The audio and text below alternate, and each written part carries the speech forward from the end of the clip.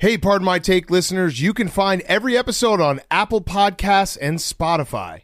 Prime members can listen ad-free on Amazon Music. On today's Pardon My Take, we have a great guest, great interview. Jake Arrieta, former Cy Young champion, world champion, talks all baseball. I think he'll be a guest going forward talking baseball because it was great to talk to him. Some cool stories. We also have the opening weekend of NBA playoffs. Ball is life. Some awesome games. Even games that were blowouts were awesome.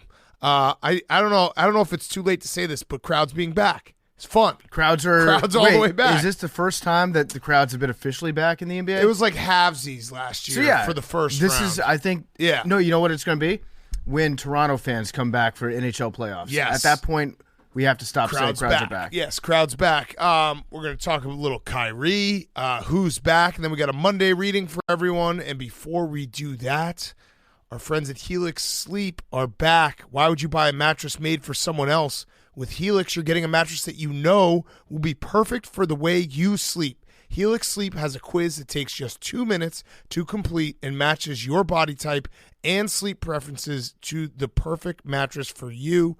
Everybody's unique, and Helix knows that. So they have several different mattress models to choose from. They have soft, medium, firm mattresses. Mattresses great for cooling you down if you sleep hot. I'm a hot sleeper. I need to get cooled down. Mattresses great for spinal alignment to prevent morning aches and pains, and even a Helix Plus mattress for plus-size sleepers. I feel like this ad was made for me. I took the Helix quiz, and I was matched with the Helix Midnight Luxe mattress because I wanted something that felt medium firm for my back. So if you're looking for a mattress, you take the quiz, you order the mattress that you're matched to, and the mattress comes right to your door, shipped for free. Go to helixsleep.com/PMT. Take their 2-minute sleep quiz, and they'll match you to a customized mattress that will give you the best sleep of your life. They also have a 10-year warranty, and you get to try it out for 100 nights risk-free. So if you don't like it after within 100 nights of sleeping on it, risk-free. They'll even pick it up for you if you don't love it. Helix is offering up to $200 off all mattress orders and 2 free pillows for our listeners at helixsleep.com/PMT. Make sure you're sleeping correctly. Make sure you're sleeping with the best. helixsleep.com/PMT. Okay, let's go.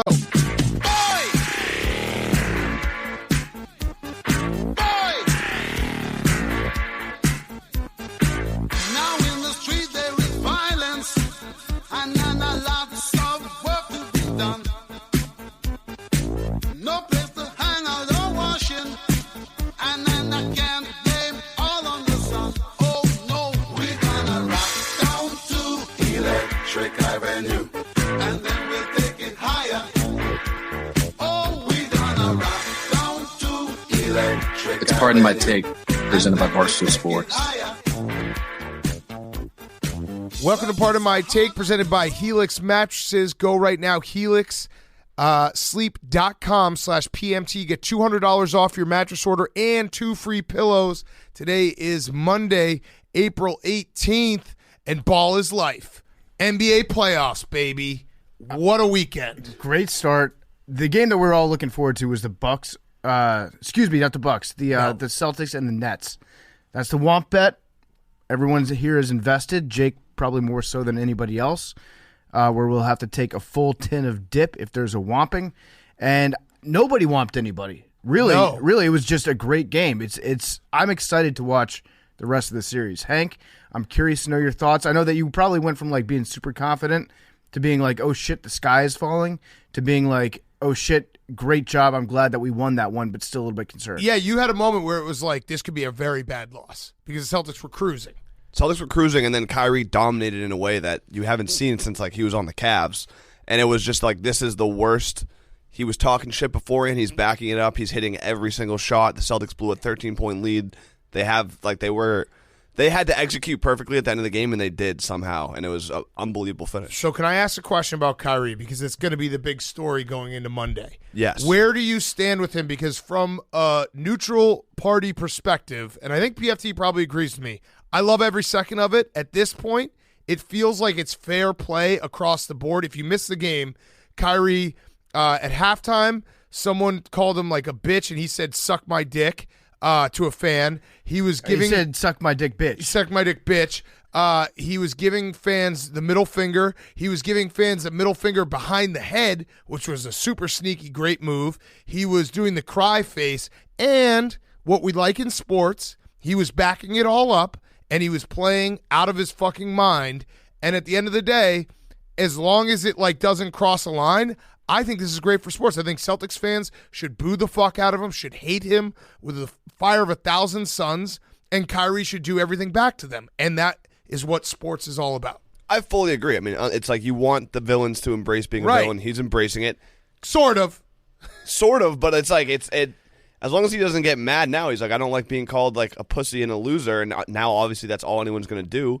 But yeah, if he's going to back it up, it's war. It's war times. Like all is fair in war. Yep. Period. That's what they say. Yep. I think that Kyrie is actually, here's what's going to happen, because I do agree with Big Cat's take that it's all good. Like, I like the dynamic. And I actually think that Kyrie likes the dynamic too.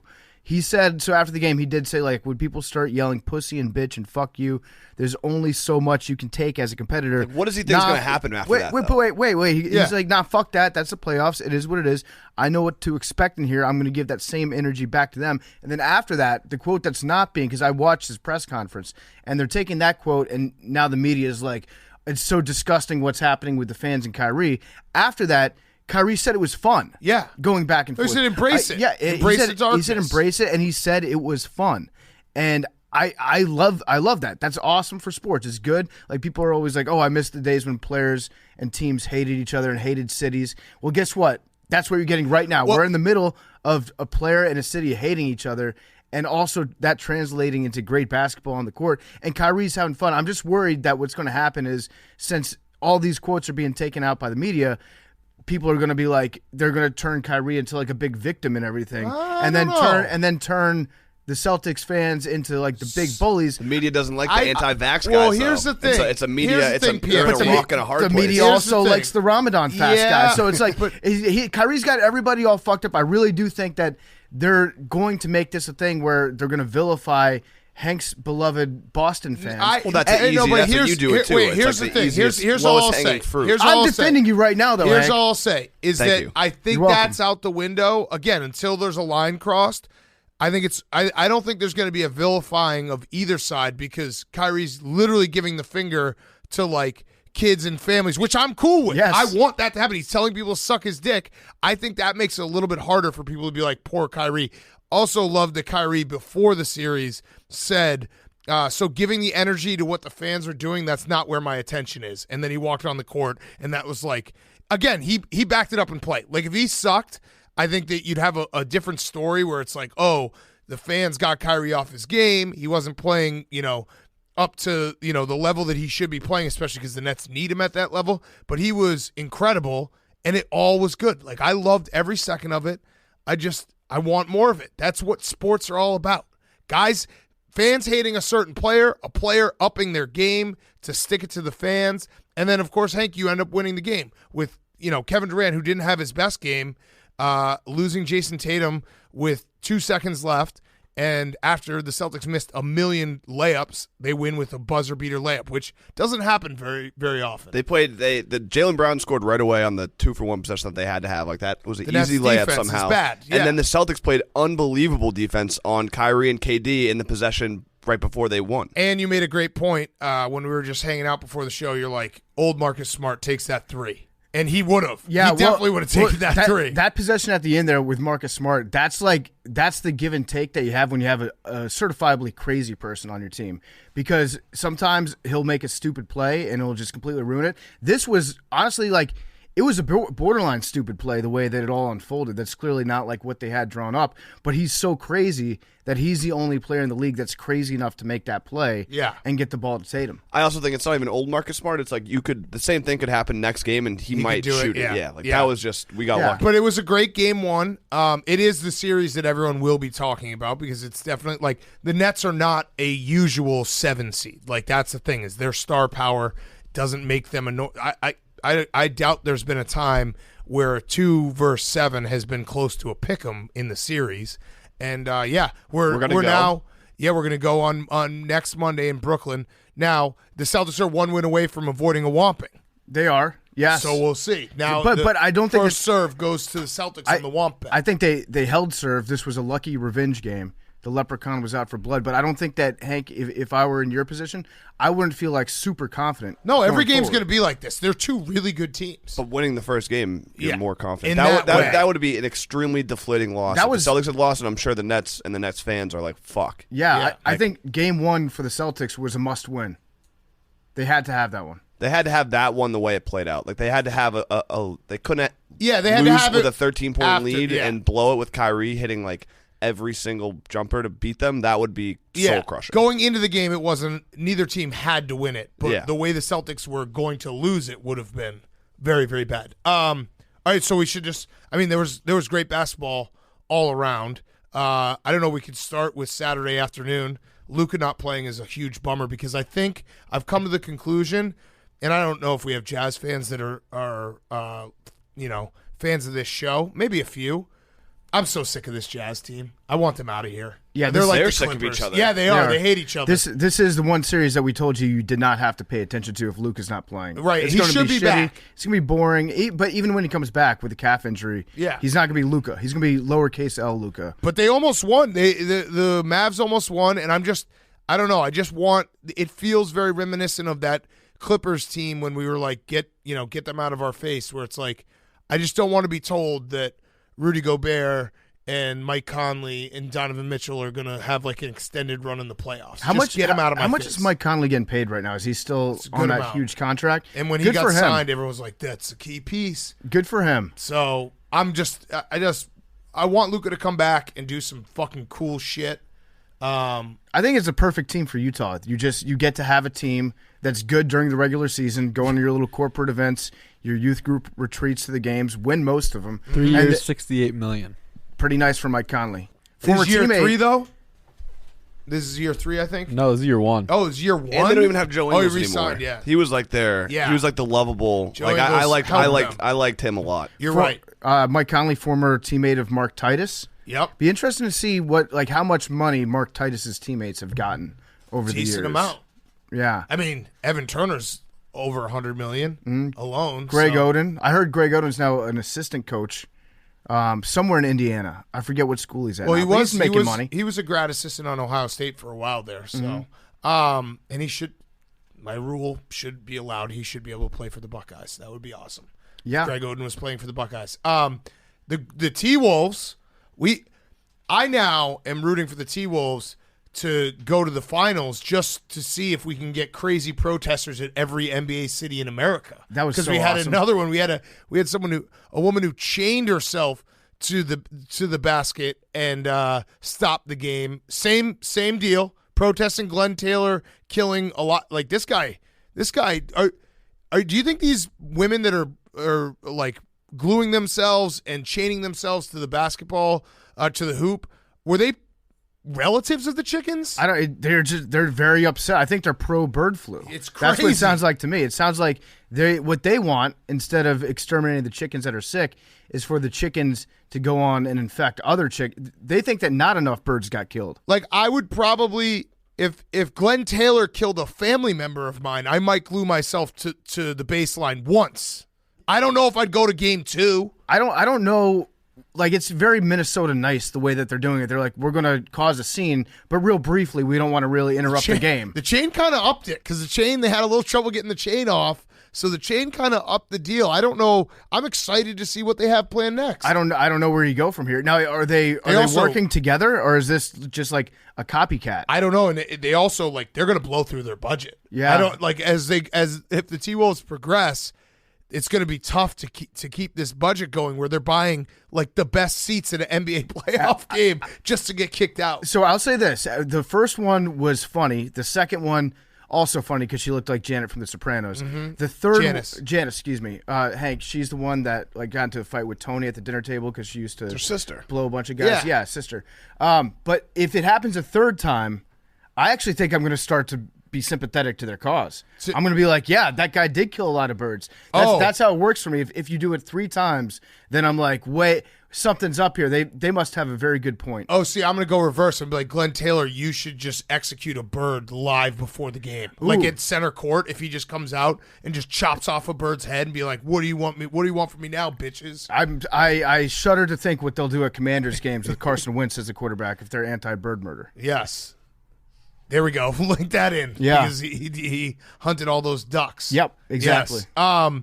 Yeah, that game was awesome. Anthony Edwards is fucking awesome. I don't know, like we shouldn't overreact to every game one because I do think the Grizzlies will have an answer for this, but it was just really fun watching everyone make the jokes about the Timberwolves winning the championship and thinking there was going to be a letdown spot, and there was no letdown spot. No, I mean, the Timberwolves, they've got momentum. I'm a believer in momentum. And I am going to do the thing where we take game one and blow out our proportion. Yeah, and Karl Anthony Towns, the other note of this game was ESPN's audio went absolutely haywire, and like I thought my TV was blowing up, and then they had Stephen A. Smith and Greeny call the game for like half a quarter from the Brooklyn studios, and Stephen A. Smith was just bashing Karl Anthony Towns. He literally was just doing first take for a live game. But Karl Anthony Towns, something about him, he just like when he fucks up, he at least like twice a game he'll throw a pass into like the fifth row, and he'll look around at everyone like it was someone else's fault but him. Mm-hmm. And you're like, what's going on here, dude? He also has a great perplexed face. Yeah. He's really just good looks at it. around like, remember what? when Russell Westbrook missed that 3 this year and he was like looking around like, I can't believe that's an NBA shot. It's like he's a tennis player looking at their racket like, is there a hole in this? Yeah, like, he's super good at looking confused. Yes. I love the fact that ESPN, anytime they need something, they literally have like a Stephen A. Smith button that they can smash at any given time because he's paid like $10 million a year. That means he's just on retainer. Yeah, him and Greeny. If there's a microphone that needs to be screamed in 24 hours a day, you put up the bat signal and he comes in swooping in, and I fucking love it. And having him match up with Greeny is so funny because Greeny knows who the alpha. Is. Well, is there ever been a situation where Greeny's been the alpha? No, Greeny is the alpha. That's what I'm saying. Like Greeny knows that he's calling the shots. Stephen A. Smith is lucky enough to be around him. Greeny and Stephen A. Smith are like heart surgeons, where they just have a beeper at all times. They're like, "Oh, we need you in the studio. Uh-huh. We got to have you talk. We got to have you fill an hour real quick." At like 11 p.m. Well, for Stephen A. Smith, it's very easy. It's like plug and play. If he doesn't know anything about what's going on, he'll just like pick one guy, be like, that guy's a disgrace. Yeah. And then he'll just talk for like 30 minutes about what a disgrace he is. It was great. It's great television, yeah. And then we had the Sixers, who I feel like most disrespected teams going into the first round. Heat number one by far. No one's talked about the Heat, myself included. I'll put my hand up on that. Rest in peace to Cavs, by the way. We didn't cover that, but I do think they would have beat the Heat. They definitely would have. Yeah, they definitely would have beat the Heat. And then Sixers, I feel like, are sneaky second because everyone was like, oh, if you're looking for an upset, it's like the upset we do in the bracket. Like, oh, if you're looking for an upset, it's the Raptors over the Sixers. And then Tyrese Maxey happened, which I have a couple stats that are pretty awesome. Only a Philly, I think it was like NBC Philly, wrote the article, and it was like, look at these crazy stats from Tyrese Maxey. So he scored 38 points. He's the third youngest guy to do that in an NBA playoff game, Magic and LeBron being the 2 youngest. So that's pretty good company.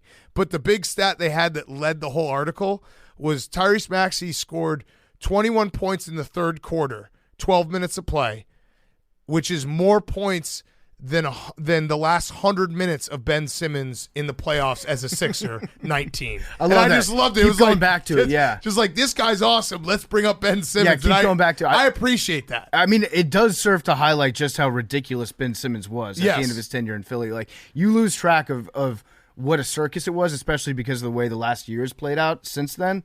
But yeah, I mean, that's a great use of perspective. Yes, and it also was one of those games that like the Sixers won it, and I don't think, I mean, Embiid wasn't like full on Embiid. Like he wasn't Hulk Embiid. Would he have like 17, 18 points? 19 points, but he was not great shooting, and so that you got to feel pretty confident if you're a Sixers fan watching that, being like, oh yeah, Harden and Embiid weren't Like, it wasn't like your stars beat him. Tyrese Maxey beat them. Harden wasn't bad, though, but I can't figure out if that's a case of having like the lowest possible expectations for James Harden and him barely surpassing those. I think he went like 4 for 7 from 3. Yeah. So he made a few outside shots, which he hasn't been doing recently. And also maybe it was just Russillo poisoned our brains. Yep. And telling us it'd be very funny if James Harden just had like the playoffs from hell this year and just dominated everybody. He got the MVP over Chris Paul in the finals. Yeah. Maybe that's actually I'm rooting for that now. Maybe even let Chris Paul win the finals and have Harden win the MVP in a losing effort. That would be hilarious. And you just have to tip your hat. Harden also showed up with one of the craziest jackets that I've ever seen. That had just 2 puppets attached to his jacket, and I guess it's something you could actually buy at Gucci. I think they just make it for James Harden. He's got a guy. Yeah, he's got a guy. But then they like put it on in the store, so they're like, no, everyone can wear this. I bet that there's a guy at Gucci that's like making stuff for James Harden, just doing it as a joke. Like if I tell him that this is cool, he'll believe. It's probably that other Gucci. What is it? The Paolo Gucci? Yeah, the brother that got kicked out of the family that nobody liked. Yeah, it's probably him. That's the guy that's making it. It looked like a costume where it's like, all right, I have a jacket that actually is a real jacket. And then I just have I over-ordered BarkBox toys. Let me just throw a couple things on this. Yeah, staple Gumby to it and tell them it's cool. Yeah, and then Saturday night we were reminded that the Warriors are fucking awesome. Yep. And Jordan Poole is really, really good. Warriors are back. When I said that, like, don't be surprised if this Nuggets team does something. I thought you also said surprised with the Warriors. No, the Warriors are my pick out of the West. I like that. They're my pick out of the West. The Nuggets were my don't be surprised if they do something in the playoffs, which is just, again, me saying making a pick without ever having to be accountable for it.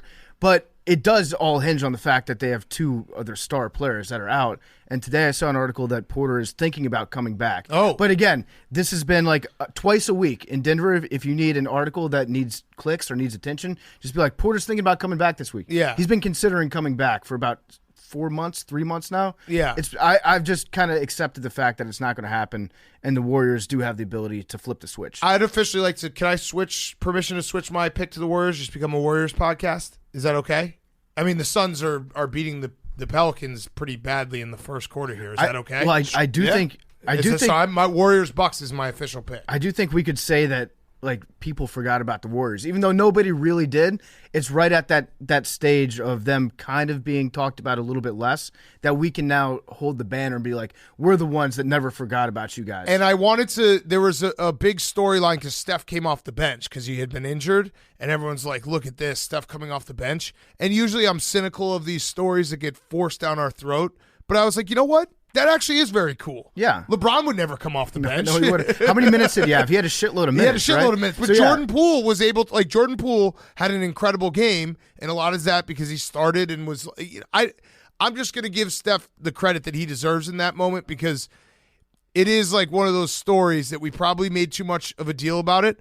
But Steph Curry, if he wanted to start with one leg, he would start with one leg. Yeah, you know what I mean? Yeah. Like, he calls the shots. So how does that work in terms of 6th man of the year voting? If Steph Curry were to come if he were to come off the bench after, like, sit out the first 2 minutes of the game and then play for the rest of the game, essentially, could you be 6th man, or is it the guy with the 6 most minutes? I don't think you can be 6th man just for the playoffs. No. I'm saying, like, in the regular season. Yes. That's what I'm saying. Like, well, Manu used to have starter minutes, but he would come off the bench. Speaking of the awards, there's no bigger loser than the guy who's still arguing MVP awards as if the votes haven't been cast. Like going game 1, Embiid had a bad game 1. He shouldn't be the MVP. It's like, dude, it's over. Yeah. It's already been done. Do you think that there's an element of the Sixers playing their games in Canada that like makes us forget about their performance more? I always feel that way. Like if it's against the Raptors for whatever reason, I'm always more likely to gloss over in the early rounds. I don't pay as much attention to that.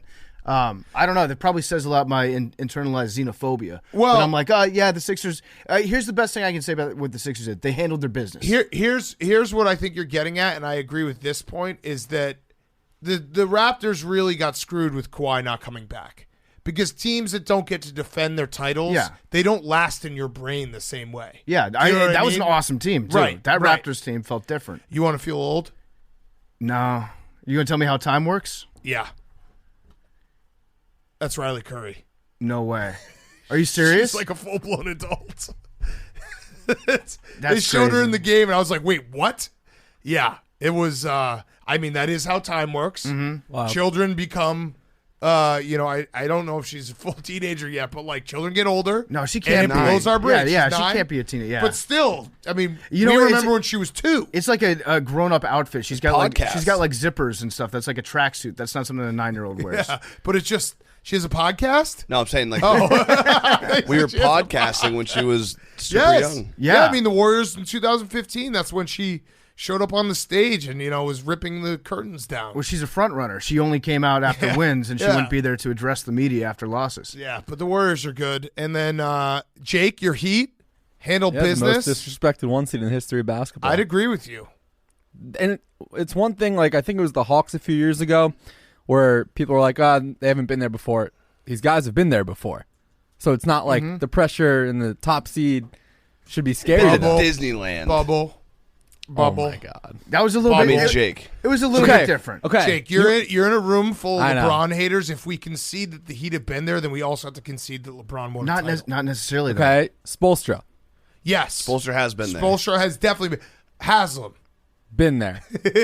Heat Kyle culture. Lowry. Kyle Lowry. Been there. there. Yes. Duncan Robinson, maybe the best basketball playing Yeah. podcaster in the history of the medium. Dude, Unreal. He is putting it on for all, like, representation matters. And watching a podcaster do what he did today, I see him up there, and I'm like, I can do trying that to do one what day. JJ never that could. could be me. I believe that. It's 27 points. until I saw him do that. I was CJ McCollum, probably the best basketball That's playing true. podcaster. That's true. But seeing Duncan Robinson do it, it felt like I finally was like, oh, someday I can grow up and go 8 for 9 in an NBA playoff game from 3. I love when he hits his sick, like off balance 3-point shots. He's the best. I like watching him play when he's dialed in, but when he's not, it's very sad for Yeah. podcast. I don't claim him when he has an off night. Also, PJ Tucker. That's when he podcasts too much. He podcasts. Oh, PJ Tucker's He's been been there. there. Yeah. Got it. Yeah. That's true. He's Yeah. a dog. He's defending champion. He is a dog. That's absolutely a fact. One last thing about the Celtics Nets game, Hank, Tatum doing the look at my hand is the coolest thing ever. When he does an awesome play and he looks at his hand, I think that's one of the coolest like celebrations that you can do. And his son, I mean, obviously I'm biased, but his son is cute as fuck, and he's like in and around the team, and he's like the mascot He's for them Riley this year. Curry? Yeah. Deuce. Yeah. Wow. Deuce. Deuce? Deuce Tatum. Like he'll be on the sidelines, What a and name. Marcus Smart will be like Dude, Deuce Tatum inbounding the is ball, and he'll like try and be like punching him and shit. Deuce Tatum's like a character that Jean-Claude Van Damme played in like 1994. I'll send you these pictures. They're killing fucking everyone. badass. Roadhouse Deuce 2. Tatum, yeah. Deuce Tatum. Wow. Pain don't hurt. What an all right. That is some Team of Destiny shit. Deuce Tatum. Yeah.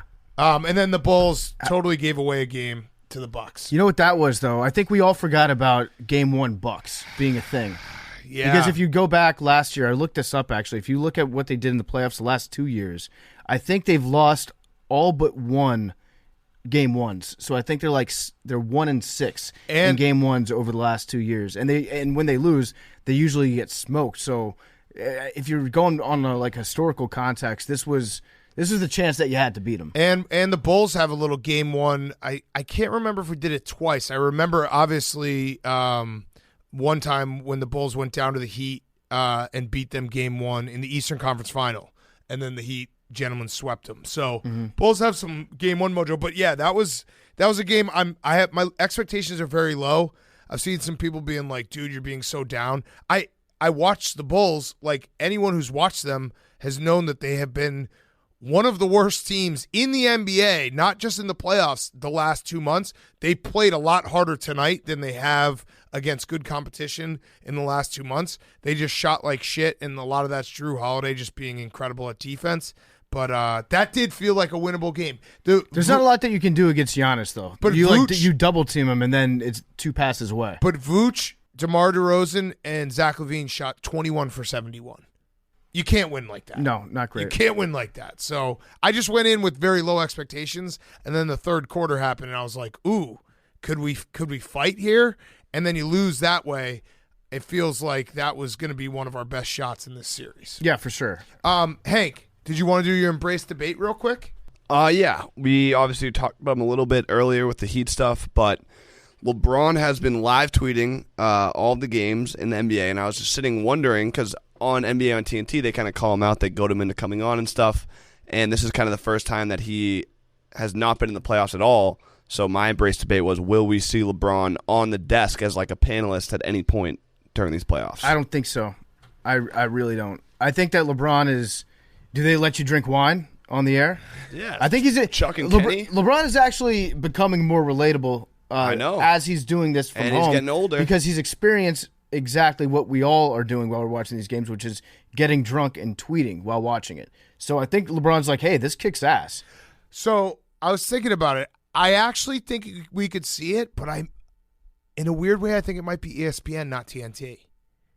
Anything. I think, because think about it. Either, yeah. Greeny is the consummate, like, you come on this show, I won't ask you a single hard question. Oh, no, Greeny will. Yeah. He'll have 8 inches of LeBron tickling his uvula. Stephen A. Smith has never been, like, Skip is the LeBron hater, not Stephen A. Smith. Stephen A. Smith isn't a full-on LeBron hater.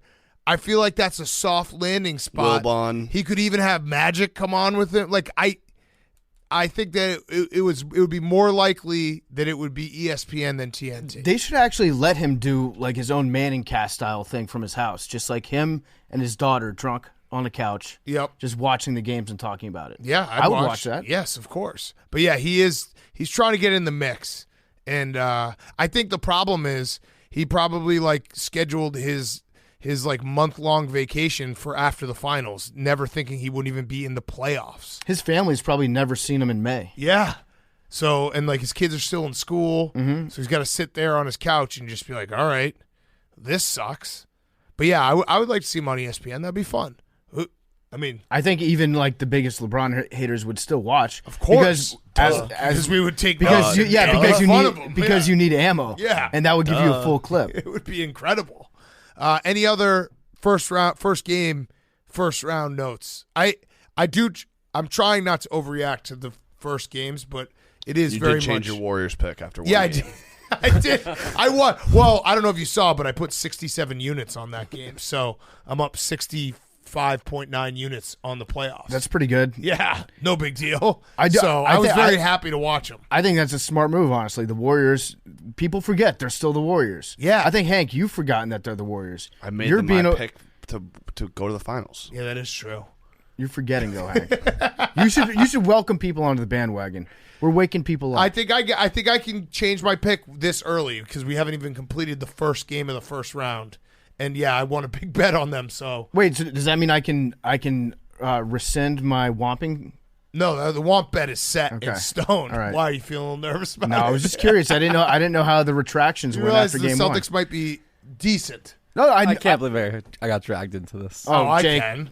I'm sorry for making you part of the team, Jake. Yeah, content, baby. Let's do it, dude. You think the AWLs want to see me, PFT, or Hank put a fucking horseshoe in? No way. Nope. You doing it?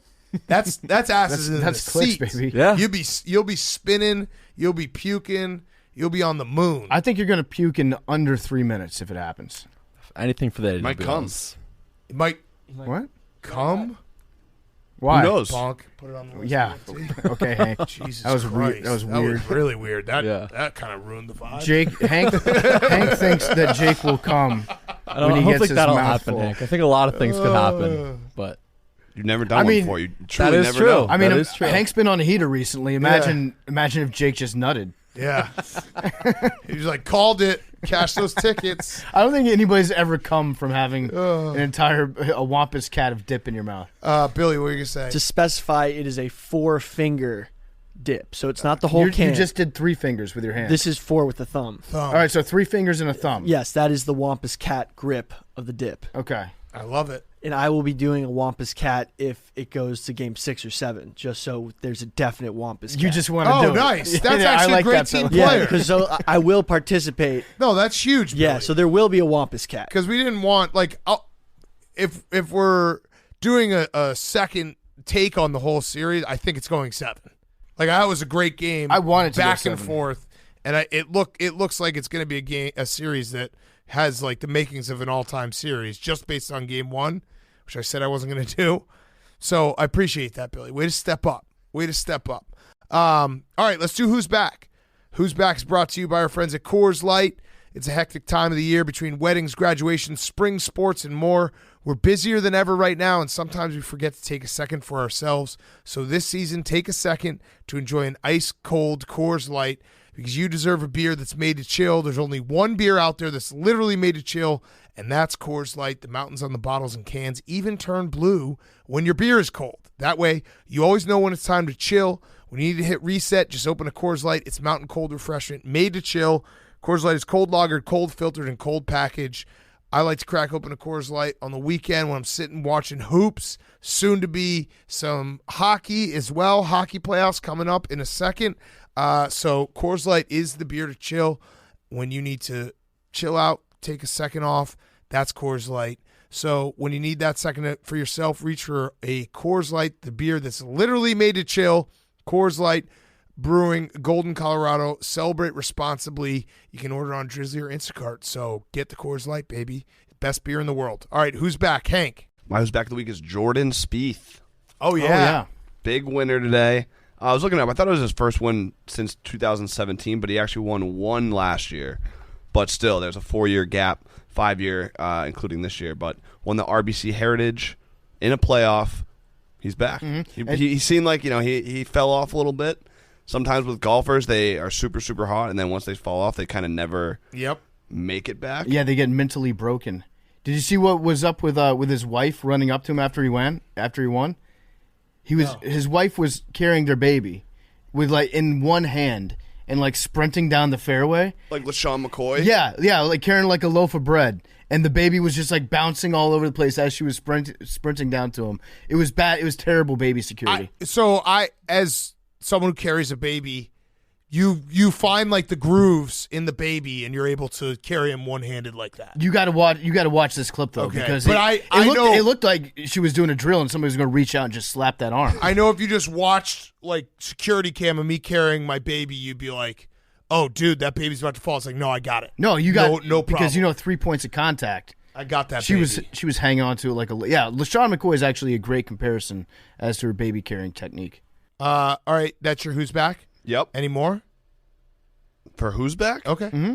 I got 2. I brought 2 to the table. Oh, wow. Oh, I didn't know we were doing. I got 5. Billy, extra credit, Billy. I actually did 6, but I'm just going to do 1.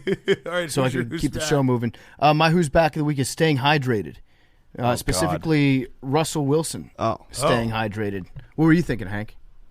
Your neighbors? Oh, no, Did you go talk to your neighbors? No, I didn't. I thought you were going to be a converted waterist. No, I might be a waterist. I might be a water guy now. I've been drinking a lot of it recently. It's good stuff. But no, it's Russell Wilson has a new house in Colorado, bought for $25 million. It looks like a nice place from the outside until you look at the specifics of the house. It's 4 bedrooms and 12 bathrooms. Ooh. He's got 12 bathrooms in his mansion with only 4 bedrooms. My only thought is because he's the big nanobubbles recovery water guy, he must stay so hydrated that he can't be more than 100 feet away from a bathroom. I also that's kind of sneaky genius because you if you're Russell Wilson, you don't want friends and family crashing. You'd be like, I got 4. How many? If you listed Russell Wilson's new house on Airbnb, what do you think it would say that you could sleep? Because you know how Airbnb will be 4 bedrooms. It can sleep 25. It's probably 9 because you got the master bedroom, then you've got a theater. Then you've got a theater, but then you've got 2 others, and then you got the lounges. You got the mother-in-law shed in the back for Future to stay in whenever he drops into town. Yeah. There's no way they could definitely sleep comfortably 20 people, but it's smart to be nope, sorry. Don't got any more bedrooms. 4 bedrooms. That one's actually that one's my film watching room. Yeah, we got a full court basketball, but we don't have enough bedrooms. This is my massage room. Yeah, not for sleeping. It does have a bed, but it's not for sleeping. But yeah, 9-car garage, 4 beds, and 12 bathrooms. And maybe the most irritating part of his entire house is the basketball court that he has inside. Yeah, it's like a squash court that was converted into basketball. Why not go full? So it's a half court basketball, but not just half court. But it's also not even wide enough to have anything. It's basically the key.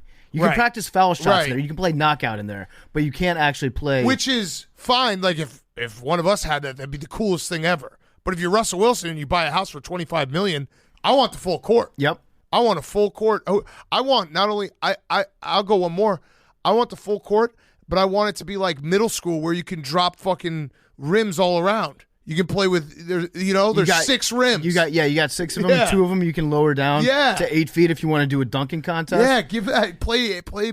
You could have a fucking AAU camp in your house. I would get a giant scoreboard that's suspended from the ceiling that I would keep track of during my own like pickup games that I've had there. Did you see? I've had like the horn, the buzzer. I have like a sound system. It'd be sweet. Denny Hamlin has that. Like that's how you got to do it. Did you see? By the way, that guy it went viral. He has a jumbotron in his living room. Yeah, total dude's rock moment. That's awesome. Like no, that has to be the most annoying thing to have. Like pretty much every day of the year. Yeah, except maybe Sundays. And then you're like, this is sick. And then your friends leave after watching games there on Sunday. Like, damn, that jumbotron was like. Did they really have to play Pump Up the Jam during the third No, quarter? it's an awesome thing for like friends to come over and experience. But then you have to live in a room that has a jumbotron hanging from the ceiling when you're just trying to watch. And you're like, why is my Schitt's Creek? Yeah, why is my fucking electric bill similar to growing 7 acres of weed? What the fuck is going on? It is sick though. Yeah, it was dude's rock. All right, my who's back. So I have 2. One is Ichiro. He threw some I love Ichiro because Ichiro is the quintessential. I think most athletes are like this, but no one embodies it quite like Ichiro, where you know how it's like you don't retire, the game retires you. Ichiro, I think he went and played in Japan after he retired, and he came back, and then he went back and played in Japan. He wants to just play baseball till he's 100 years old. It reminded me so much when he went out on the mound how awesome those like early 2000 Mariners jerseys were. Yeah. So clean. Yeah. And he came out full kit, which would normally be like, what the hell is this guy doing? But then he threw gas, 93 miles an hour. Oh, they had the gun on him? They had the gun on him. I saw it looked like he caught the corner maybe. Yeah. He was throwing gas. And then my other who's back, we haven't talked about him, but Baker Mayfield, I think we missed it in the mix of like all the playoffs starting, but saying that he would like to go to people's work and boo them. I say that's acceptable. Yeah. Well, and I would say that Baker, if like I was making $20 million a year, I wouldn't be bothered. Yeah, well, probably not, but that's not Baker. I don't think so. Yeah. Baker's he's always been bothered by everything. Yeah. He should take that out on Deshaun Watson, just boo him at practice. Yeah. He's not like going to show up for workouts and stuff, right? I don't know. That would be very awkward if he went into the season as like the backup quarterback on the Browns. Yeah, where is he going to go? I guess he's got to wait till the draft. Yeah. You never know. You never know. That was the podcast. What? Oh, he was on You Never Know? The You Never Know podcast. With Mike Stud? Yeah. Who is not Mike Stud anymore, right? Just Mike. Just Mike. Shout out Mike Stud. Mike. Yeah, just Mike. Just Mike. You never know. Yes. He's an OG.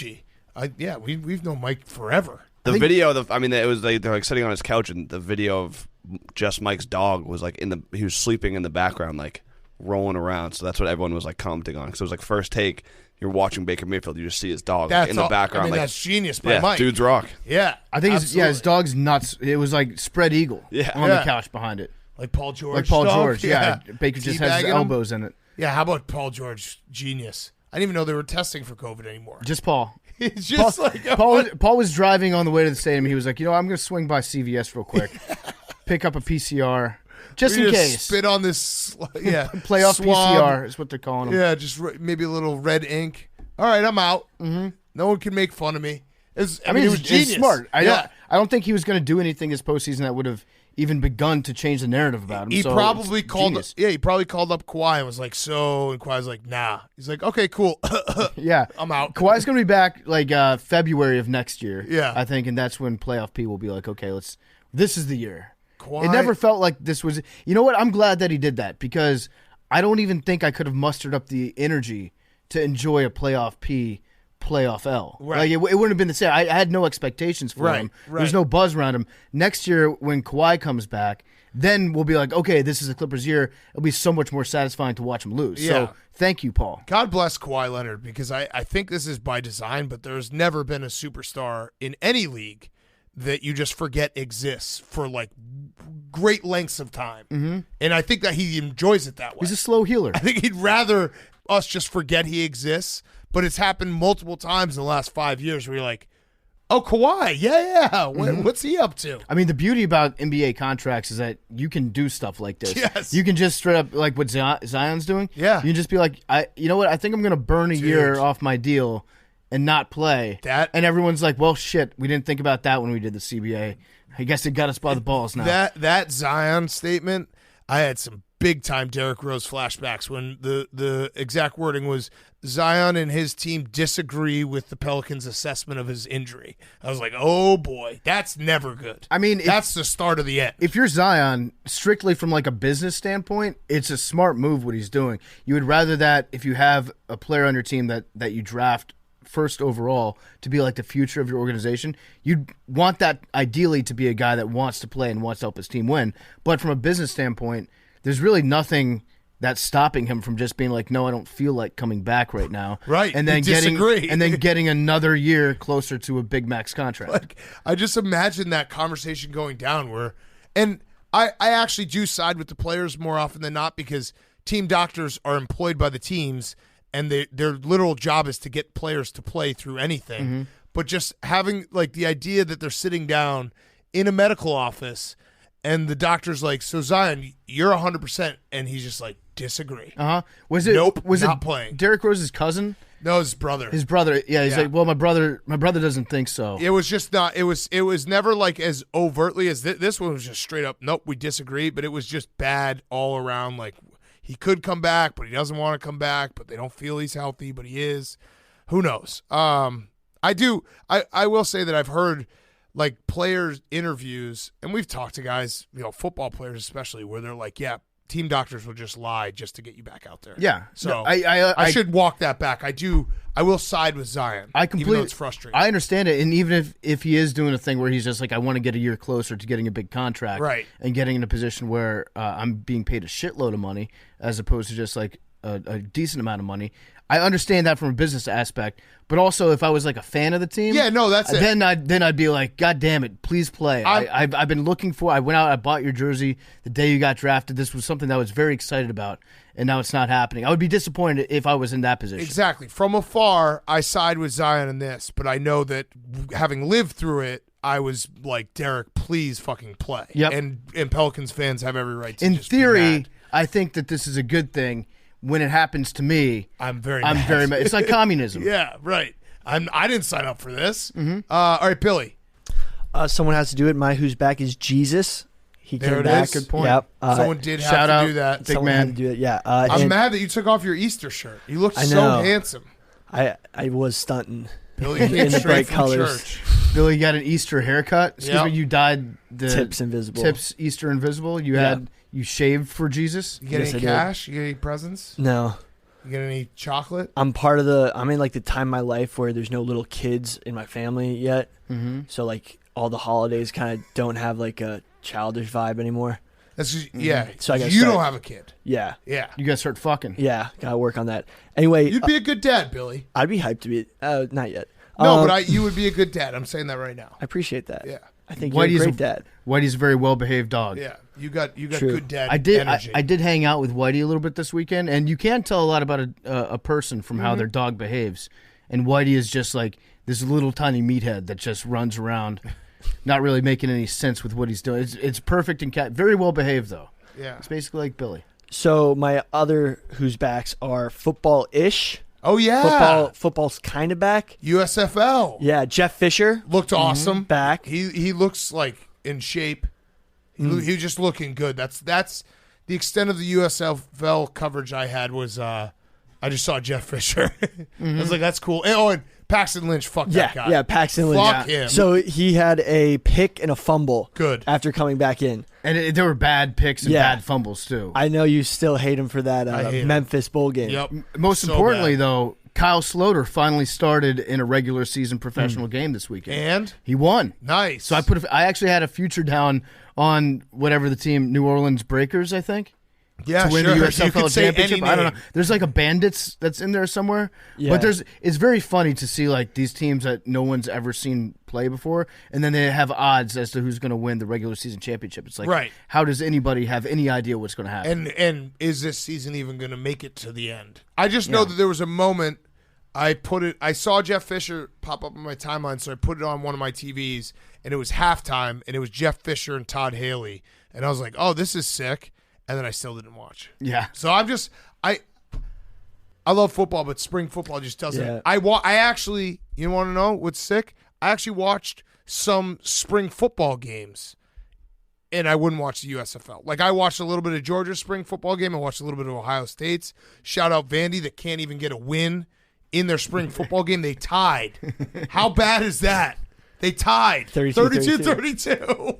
Like, you can't even get a win in your spring football game. The kicking game is awful in the USFL. Missed field goals left and right. One of the kickers was Zach Galifianakis' cousin. That's They cool. made sure to say that. Also, in other non-NFL football news, that definitely was brought up in like some big meeting. They were like, "Who do we got?" Well, we got Zach Galifianakis' cousin. That's going to do real well on Social Clip. Terrell Owens scored a touchdown in the fan-controlled football league. Yes, yes, Yeah. I saw that as well. Little fade. At the end of the game, garbage Yeah. time. Also, guess who else is back? Swedish House Mafia just dropped an album on Friday. First album in 10 years. Whoa. Swedish House Mafia might be not as big of a deal in your life as it was in mine, but Swedish House Mafia is pretty awesome. Billy, So- 10 years ago, I was way more in drinking age than you. Yeah, but I was You were 12. I was at middle school dances listening to No, Swedish dude, House they Mafia. fuck. Yeah, absolutely. What's the biggest impact Swedish House Mafia has had on your life? Greyhound, the song for Okay. cardio. Okay. Nice. Yeah. If you want to like get through a run, listen to Greyhound by Swedish House Mafia. I'm gonna check it out. I'm gonna do Yeah. it. Love it. Then my last who's back is Bigfoot. There's been pictures of a Bigfoot sighting.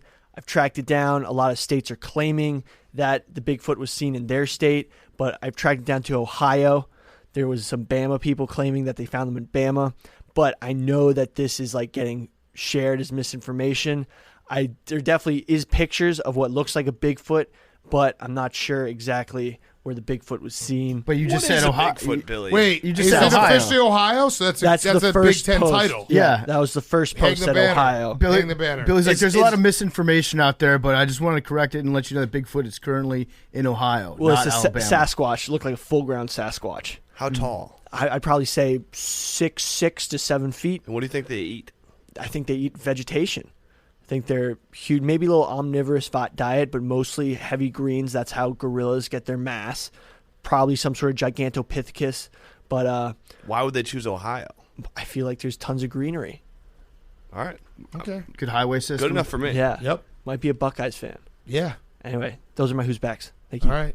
Good job, Billy. My who's back of the week is respect. Yes. In Finally. the name of walking someone with the bases loaded. Oh, yeah. Corey Seager intentionally walked with the bases loaded. The Rangers still won the game. Mike Trout's Or, reaction excuse me, was the so funny. the Angels. Angels, Yeah, yeah. Yeah. Mike Trout was like, why are we doing this It right was now? also like the third inning. Yeah, this isn't Barry Bonds. Bottom that of the was fourth pitching. and a Bottom- 3-2 game with What? one out. There was also what I think is the most electric call in sports, the walk-off walk. Yeah. That happened in the Orioles game, right? It was Orioles Yeah, Yankees. the Yankees. Oh, we Aaron gotta hear Boone managed John's- to get tossed after the game was over. We I got to hear love- John Sterling's call on that. Strike three. Yeah. That's an easy one. I love a And we're walk-off going to walk, though. extras. People like the way that the stadium reacts and the players on the field, like jumping up in the air, sprinting out onto Oh, the it's field after a electric. walk. Yeah. Amazing. And then the umpire always sticks around to make sure he touches home plate. Yep. Attention to detail. Yep. You have to. The umpire in that spot is similar to the ref counting threes in the three-point contest. But yeah, this He's was a just there. crazy incident here. I really want to get John Sterling's call. Damn. Can you find it for us? I can look for it. Yeah. Yeah. He probably was so confused. Like, how can the game end on a walk? All right, let's get to, speaking of baseball, let's get to Jake Arrieta. Awesome interview. And we have a sponsor before.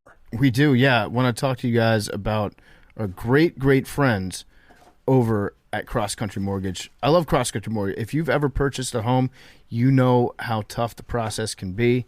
If you're still throwing away money on rent every month, you're just sitting on the bench. Cross Country Mortgage puts you in the game, and you'll be a part of a championship team.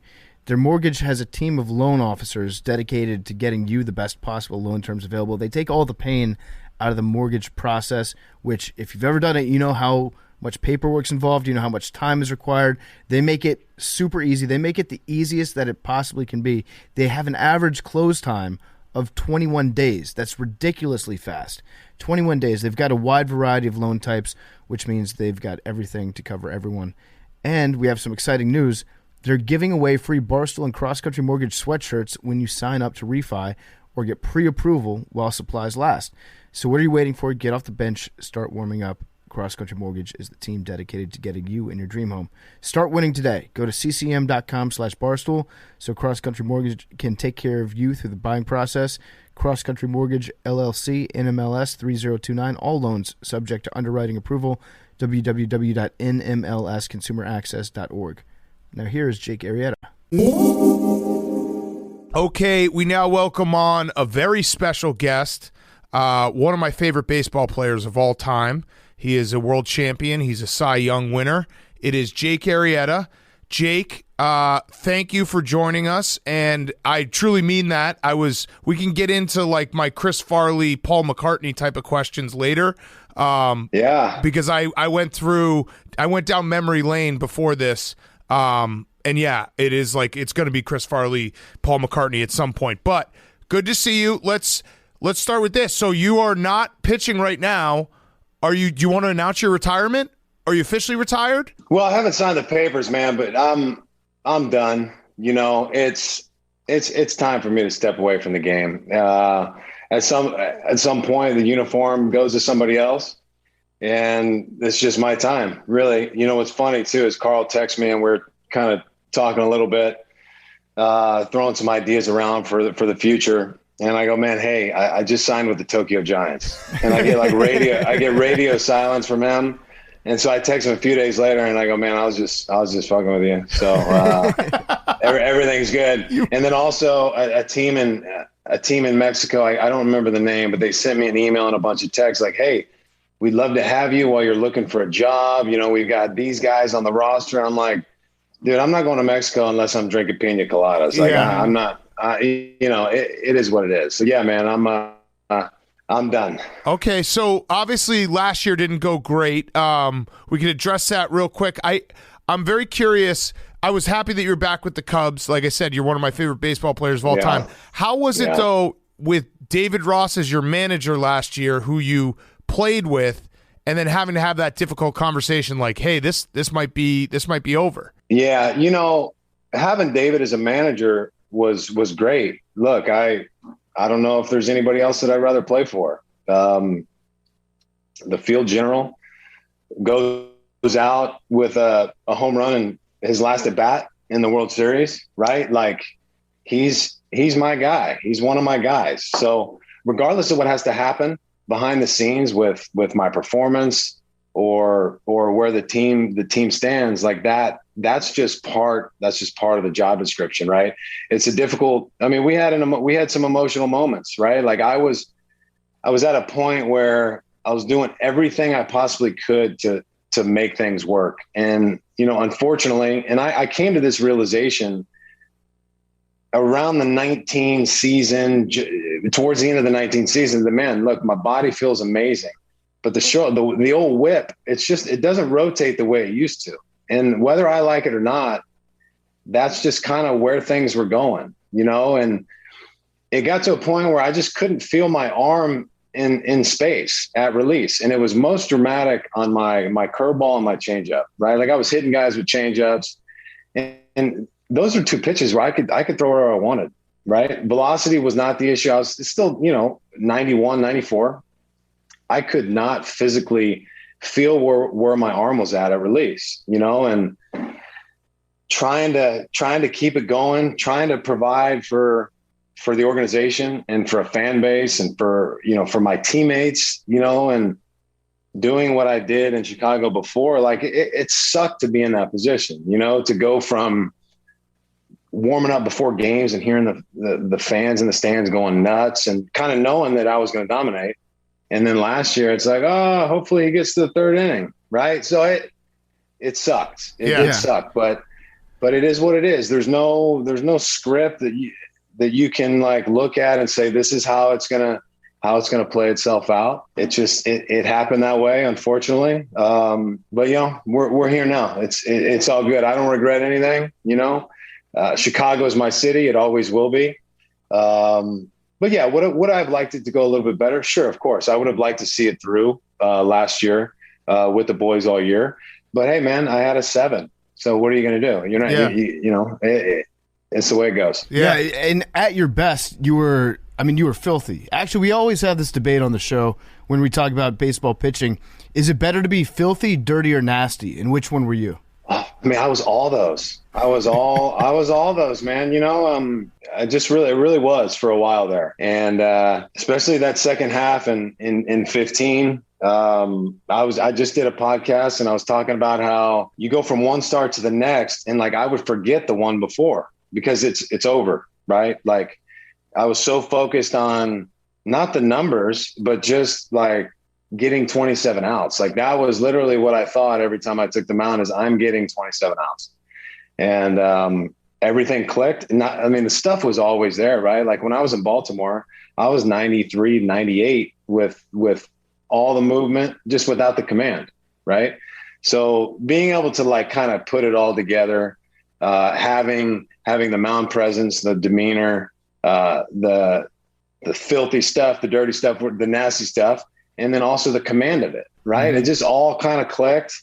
And, for 3 or 4 years there, things went pretty well. So I don't know that much about you personally, but from what I've gathered watching you pitch, you seem like a guy that on game day you're a psycho. You turn into an absolute like Max Scherzer kind of has that vibe where when it's not his day to pitch, he's the nicest guy. People hang out with him, shoot the shit, whatever. On game day, absolutely dialed in. Is that a fair way to describe you? Yeah, I think, once it got to about an hour before the game, I wasn't really the easiest guy to talk to. And it wasn't because, I didn't like you or I didn't want to have conversation. Like these were in, right? AirPods were in or headphones were on. And I was just going through my routine. And like, I just wanted to beat you so bad that like, I didn't have time to even say hi to you. Right. Like, and from the outside looking in, I talk to guys about this all the time. Like when they would play against me, like, oh, like you seem like a dick, or like, you're not a nice guy. Like you said with Max, couldn't be further from the truth. Love Max. Right. But like, there's something about the highest level of competitors that whether you're pitching against somebody you don't know or your best friend, it doesn't matter. Like I'm doing anything in my power to beat you. And then afterwards, hey, we'll grab a beer. That's like however it plays itself out. But there's a place that certain guys go to kind of dial everything in, maintain that focus from start to finish, because I was guilty of this early in my career, having pretty good focus, but having that lapse in concentration, even if it was briefly, right? Just for a brief moment. Next thing you know, you give up 4 runs, right? And that's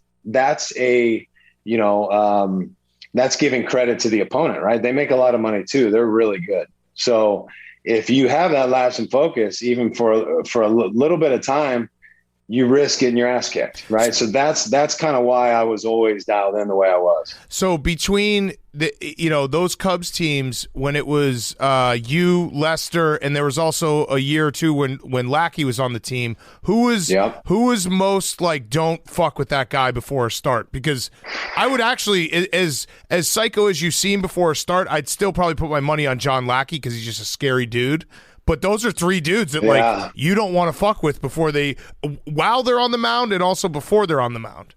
Man, it's funny because you're spot on with Lack.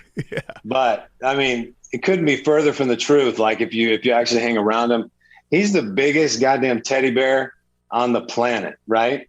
I mess with him all the time, and Lester's the same way. But on game day, you're right though. Like and Lackey would always say this. He's like, I wasn't good enough to not go to that place, right? He's like, I didn't have the 97 to 100, right? He's like, I'm a normal white guy with decent stuff and I throw strikes. So I had to be that like asshole kind of vibe, right, on game day. But I mean, Lester had a little bit of that in him too, right? Like if he had a rough inning or something like that, you didn't want to be in the way as he's coming down the steps. Yeah. Yeah. What about like the umpire interactions that you guys would have? Because that was another thing with Lackey. I always thought that he would have certain games where he would like almost bully the ump to be like, "Hey, this is what you're going to call." Would you feel like you'd be able to do that? Like once you establish yourself as a premier pitcher, did you think that maybe the umps gave you more respect or, explain things better in between innings? I think Lackey had the shortest leash with umpires. Lester was probably 2. I was 3.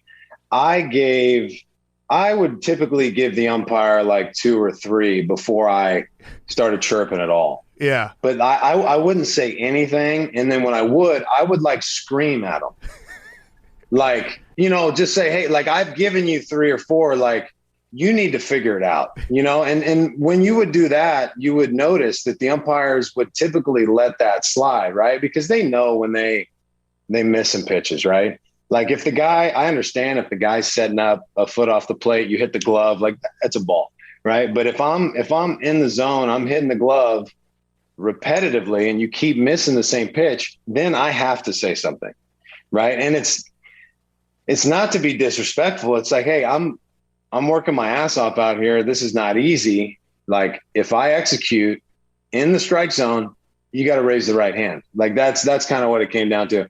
I mean, John would, from the get-go, right? And I think he had several of these moments, but he's like, if you can't miss the first pitch of the game as the umpire. Like what? Where are you at? You know what I mean? Like first pitch of the game, you're gonna ball me on a ball down and away. So Lackey shortest leash, Lester second. Me, I think I gave him a little bit more leeway. Yeah. I used to love watching Lester pitch. It boggled my mind, but it was also kind of funny to watch from an outside perspective when he would try to throw the ball to first base, whether it was on like a comebacker to the pitcher or if it was a pickoff attempt. I have to assume that you guys, like spring training, you work on that sort of thing. Would he be able to do it in spring training? Man, he would. Like he would go out there, we would say we'd stretch it 8:30, 9 o'clock. He'd go out there with one of our infield guys or one of the pitching coaches. And I mean, even Rizzo would go out there with him, bucket of balls, work on throwing the ball to first base. Just one of those things, man. He did not like throwing the ball over there. And I'll kind of equate it to like me trying to throw BP to my son's team like last year and the year before when they're like just starting to be able to, hit a little bit, right? But I can't throw slow.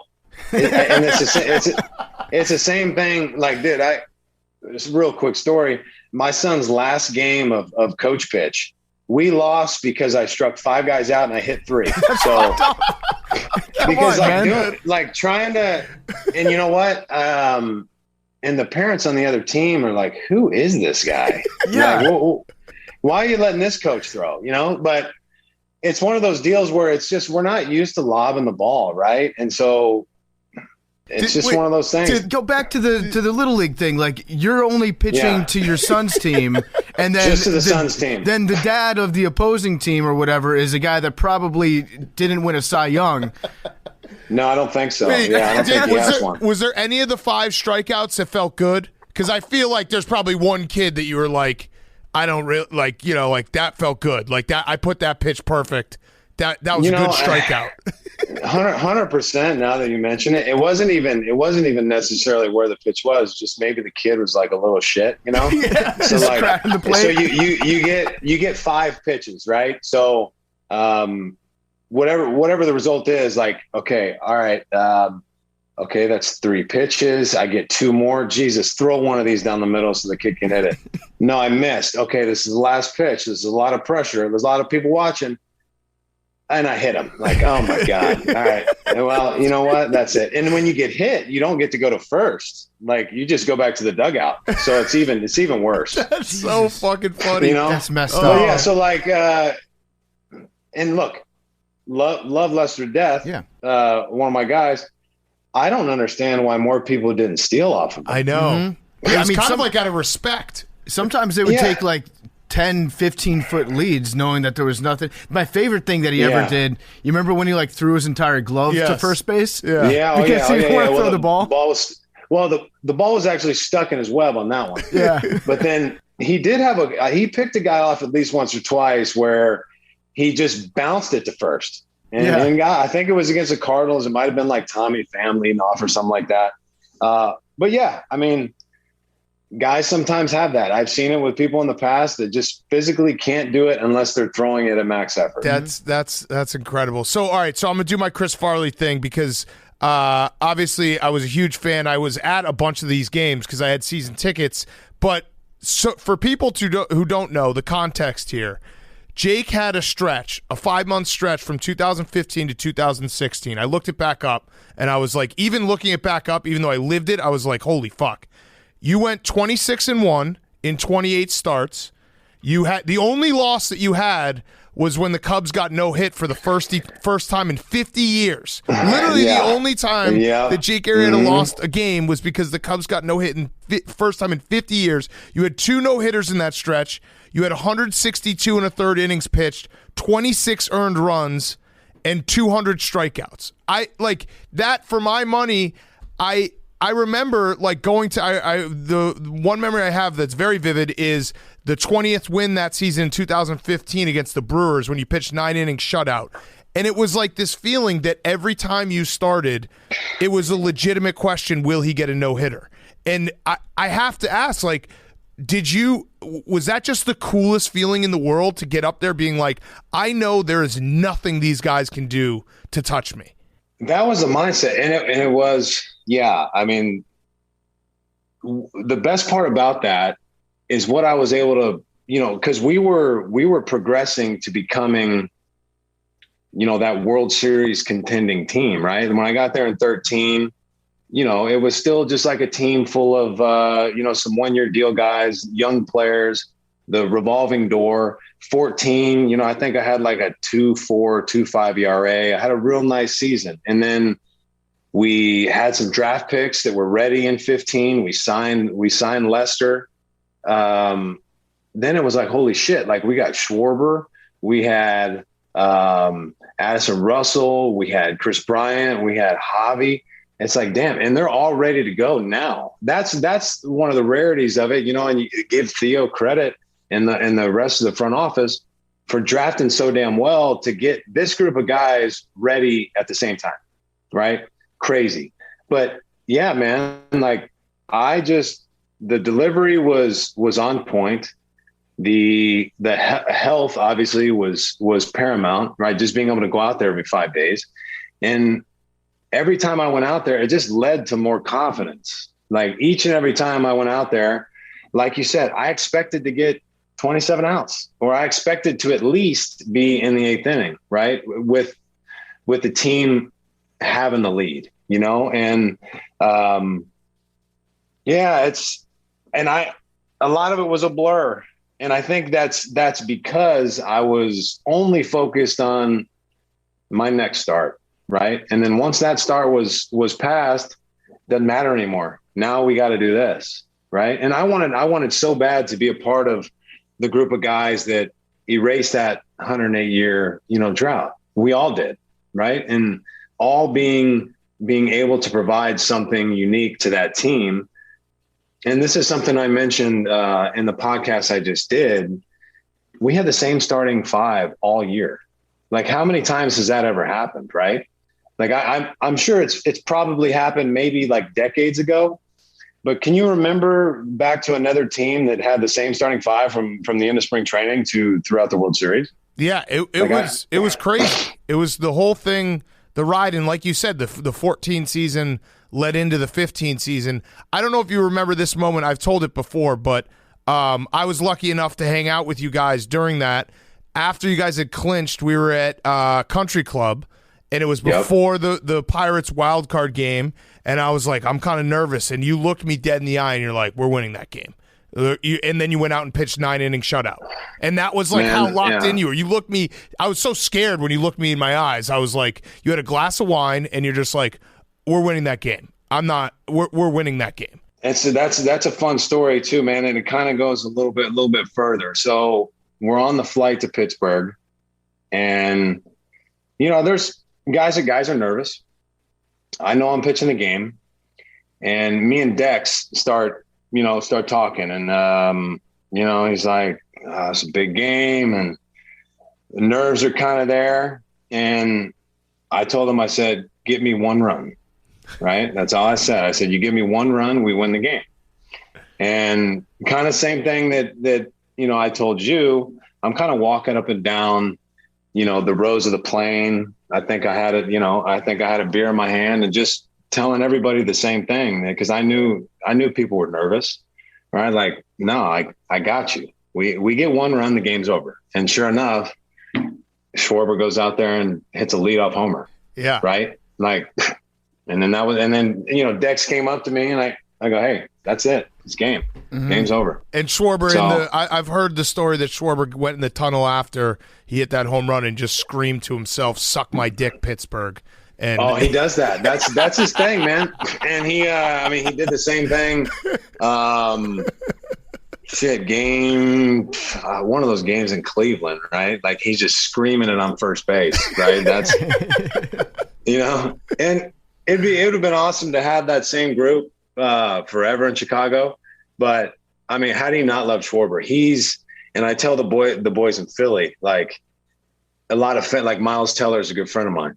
He's like, hey, what do you got on Schwarber? I go, bro, you guys couldn't have signed a better guy. Yeah. Mm-hmm. Right. Like if you like a leadoff hitter that's going to hit you 40 home runs, in front of Harper. And that's a nice lineup, by the way. Yeah. So, it is. Yeah. And that's a nice lineup. Yeah. Schwarber's one of those guys. We're lucky enough to meet a lot of guys, but he's one of those guys I've gotten to know. And it's like, I genuinely just root for him no matter, like he could be on any team, even the Cardinals. I might even still root for him personally, which is saying a lot. He's easy to root for, man. And he just like, he fits in anywhere. He's just a baseball guy. You want him on the team. He's good in the clubhouse. He's funny on the flights. Like he's just one of those guys, right? So wherever he goes, like you said, he's easy to root for. There's also something that's just awesome about kind of a big boy mashing taters, just like smashing dunks, right? He's thick, man. He's thick. Yeah, and he moves deceptively quick too for his size. Yeah, he's pretty athletic. Yeah. He is. He's like a propane tank with ears. The other story I tell, I don't know if I've said this one. You might have been there too. I was, like I said, I was very, very lucky to be able to hang out with you guys during those years. But I think it was Rizzo's event, and we all went out to dinner, and Schwarber was eating a salad, and he was just like, fucking Theo says I got to lose 15 pounds. And he was like, I've never seen someone so sad about having to eat a salad at a steakhouse. And that was like, you could feel it. It was great. It was like, you're a dude. You're just a guy. Yeah. I mean, he's gone through those little periods where, he had the knee happened in 2016. And I mean, he busted his ass like I've never seen before to come back, right? Like the way he did. And, we had, Josh Catt was the owner of a company called Kitch Fix. And I think that they're probably still big in Chicago, but he would, we kind of fuck with Schwarber, but they would always put like this big bag of pre-made meals on his chair, right? Like this is what you have to eat, whatever. But I think he's going to rake either way. Yeah, whether he weighs 220, 240, don't matter. He's going to hit. Yeah. I remember talking to him when we went down to spring training one year, and he was talking about his prep and how he came back from the knee injury. And part of that process was he just went out, stood in the batter's box while they had a pitching machine fire 100-mile-an-hour fastballs. And he just stood there for hours on end, tracking it with his eyes, not even swinging. That's the most psycho shit I think I've ever heard. Like just being able. That's almost like a meditative state that you put yourself into. That's one of those little things that you hear like a great player do that you're like, oh shit, like why didn't we ever think about that, right? But that's how you put in the work and you get those reps in, when you have a torn ACL, right? So more power to him for doing that, and it obviously paid off. And he was not only a huge contributor. I mean, during that run, but in the years that came after that, and you just look what he's done in any lineup that he's going to hit it. Right, he's a guy that can hit leadoff and do that sort of damage. You don't see it everywhere. Yeah, we had him for like 6 months in DC, and I was so happy to be rooting for him. Hit like 100 home runs that one weekend. It was awesome. So let's talk about baseball today, because now you're on the other side. Who's your favorite pitcher to watch and why? Oh, I mean, it's such an easy question. If everybody on the planet doesn't say Jacob deGrom, I mean, they're not like, you know what I'm saying? Like, I've told people this for a couple years. I think he's the best starting pitcher to ever put on the uniform. Wow. And I if he can stay healthy, right? And I hope, him and Scherzer are on the IL currently still, correct? Yeah. Which is such a shame. Like, I think Scherzer's off, right? Yeah, Scherzer might be off. back, but Okay. DeGrom is, yeah. So our game needs both of those guys, but most importantly, DeGrom. I mean, he's just, if you get to watch him in person, just what he's able to do with the baseball and when he came into the big leagues, was it 2013 or something like that? Yeah. So his average fastball velocity was around 93, maybe a tick over.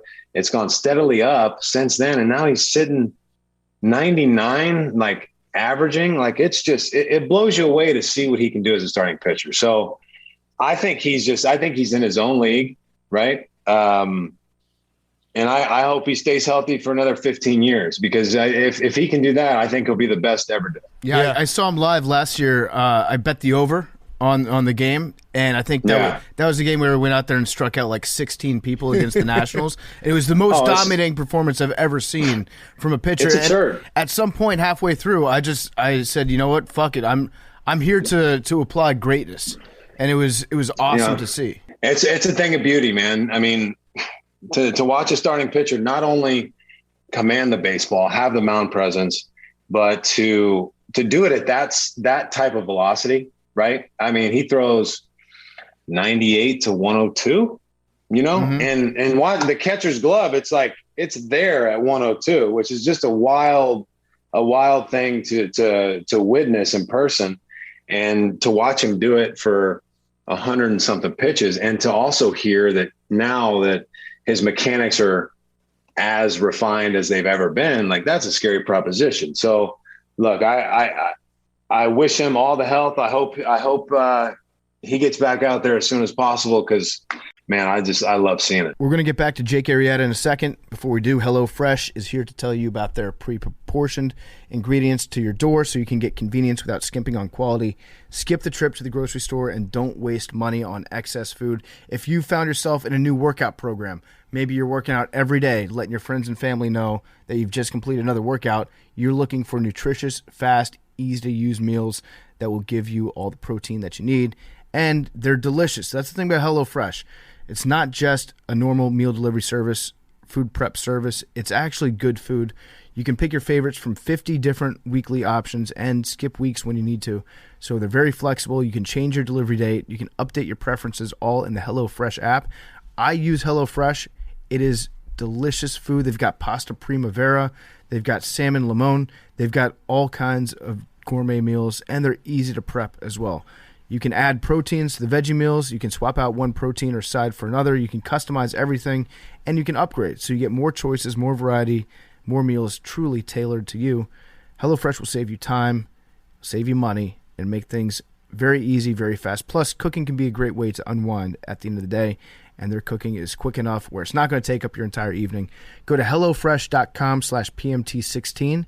Use code PMT16 and get up to 16 free meals and 3 free gifts. That's HelloFresh.com/PMT16. Use promo code PMT16 for up to 16 free meals and 3 free gifts. Here's more Jake Arrieta. I've got a hypothetical for you, because I think we talked about what it would be like if an average person faced off against Jacob deGrom. I'm not going to ask you that, but I will ask you at the peak of your career, so we're talking like late 2015, if I stepped into the batter's box against you and I had you throw 100 pitches, do you think I could lay down a bunt? No. Not even a bunt? A bunt fair. Yeah, fair right? bunt, yeah. I mean, not like reach first base, but just make contact, the ball rolls fair territory. No, there's just so many things that I would do. Like, I'd throw you like high sinkers at your hands that it probably foul off your fist into your face. I would throw you you probably couldn't get the curveball down either, but that would probably be your best bet, right? To throw you a low curveball and just kind of throw the bat at it. I don't think so, man. I think if I you really threw me a don't. curveball, I would bail out of the box every time. You could throw me 100 straight curveballs that would start coming at me, and I would never learn my I would just bail out. It's a hard thing to do. And Eric, my buddy, we just did a podcast. He goes, well, how long do you have to react? Is it like a second or a little more than a second? I go, dude, it's like 2/10 of a second. Right. Right. Like by the time you think you're going to swing, it's already too late. And that's why I told him, like, it's that much more impressive with what hitters are able to do with the velocity where it is in the game today, because you almost have, like, out of hand, you're either swinging or you're not. Yeah. It's just, all right. I So don't know. another hypothetical, reverse it. You won Silver Slugger in 2016 as a pitcher. Yeah. You hit like 262. If you were able to bat all year, what would your average and numbers look like? That's a good question. Not getting consistent at bats is hard, right? You're hitting once every 5 days, still working on it in between. So you want to think that your numbers would maybe go up a little bit or stay around the same and have a little bit more power, but then you're just facing so many more arms, right? There's so many more opportunities for failure. Even you go through periods where you're hitting the ball hard and you're still getting out. So it might sound like the right answer to say my numbers would be where they're at or higher. I just think I'd get, honestly, with y'all, I think I'd get exposed a little bit more, right? Because look, yeah, because I could hit the fastball. Like I was ready to hit the fastball at all times. But if you got ahead of me, if you throw anything that resembled a strike, I'm still swinging at it. Like that's why it's so much more impressive to see guys. It's a 1-2, 0-2 count, and you throw this bastard curveball. And it's like, how do you not even flinch, right?